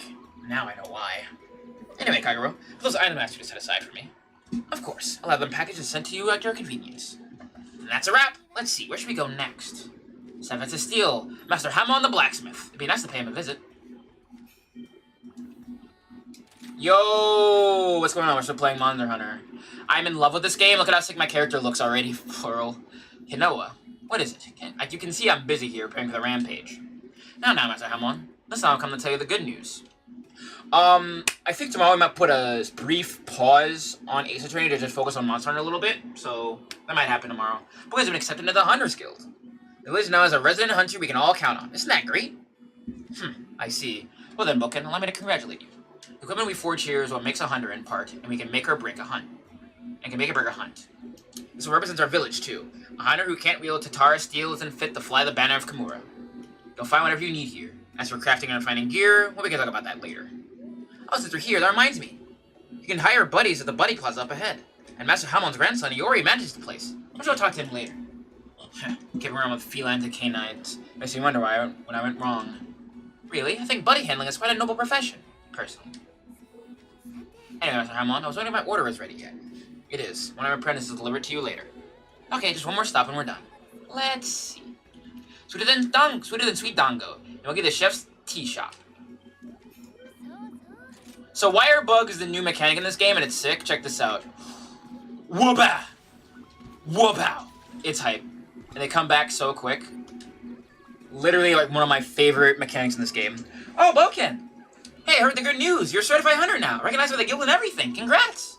Before you head out on your hunt, make sure you stop by and eat some bunny dango. You'll never taste anything yummier in your life, and they'll get your juices flowing for a hunt. Yomogi's bunny dango are really are yummy. So yummy, in fact, I can't stop eating them on the job. Ooh, just thinking about them gets me all excited and... Yomogi, the usual. Please and thank you. Of course, Inoa. One super duper mega dango order coming right up. Look, and I had a great time on our shopping trip. Thanks for accompanying me. I have the things I ordered from Master Hamon and Kagero delivered to your item box. Surprise! This is a little something from me to celebrate you becoming a hunter. Come back when you're done with the registration thing, okay? Huh? What about the bunny dango? Sorry, those are all mine. I sure bet a girl's gotta eat. Hey, you should go weapon already. I want to see what you look like when you're full hunter getup. Great idea. How would you go try out that longsword I just got you? So cool. That gear really suits you, Boken. Okay, no problem. Feel better, okay? Must feel a ton braver, right? Hide that high over onto the gathering hub and get yourself registered as a hunter. Once you talk to Master Hojo and get registered, you can start going on live hunts as the real-life hunter of Kimura. Exciting! I have to wait here for my order, so off you go. I'll be in our usual spot, so come see me when you're done. Hold on 1 second, Chad. I have to pick up what I need.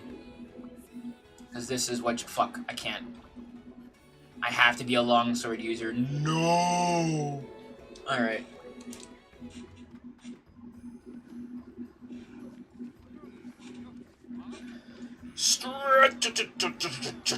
Okay. I think I'm just gonna do the opening tutorial part and I'll actually do some hunts tomorrow. Sorry, but I actually think I need a break to go get some food, so... I'm kinda hungry, so... We'll tackle the nitty-gritty later on.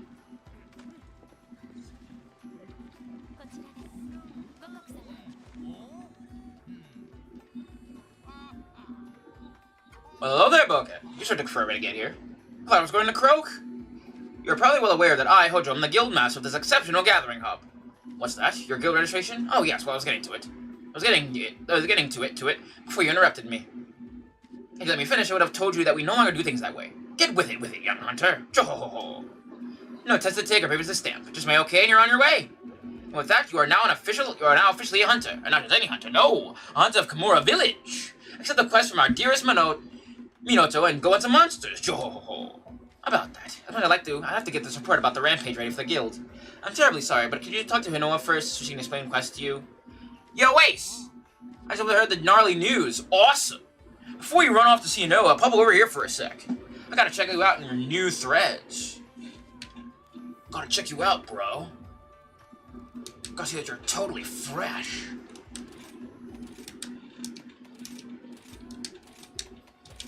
And now we're good to go. Let's fucking do it. Alright. Looking good, Ace. Congrats on becoming a hunter. All that hard work finally paid off. I'm really happy for you. Oh, and before I forget, I gotta tell you about the action bar. The action bar lets you pull off all sorts of action without opening any menus. Pretty gnarly if you ask me. Let's try it out. Select the camera from the action bar and snap a picture of it. Once you take my picture, let me see it. Yeah, it's really simple. Just use this and doot. And doot. Oh yeah, that's one handsome devil-o. Now we gotta acquainted with the action bar. I think it's quest time. But if you're not confident of your abilities, you can help him up with a training area to sharpen him up. Just a short board from the Buddy Plaza where our nice furry buddies hang out. You can try your hand at all sorts of weapons and skills there. It's a great place to warm up before a big hunt. Alright, I'll quit holding you up. You know what's waiting for you, isn't she? Alright. So we're gonna stop here. Sorry this part of the stream was kind of short, but it's journey went on for quite a bit, so I want to actually just go get something to eat and do everything else. Thank you for tuning in, and thanks for the follow. Also, I wish I could stream a bit longer, but I just want to go get some food. Thank you everybody for tuning in. I appreciate you all for being here. Let's see, anybody live right now? Yeah, Zikanao is still live, so go rate him. Before I go though, here's a list of all my links. Click in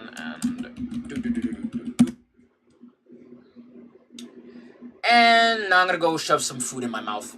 You have a great night. Let's go hang out with Hanao.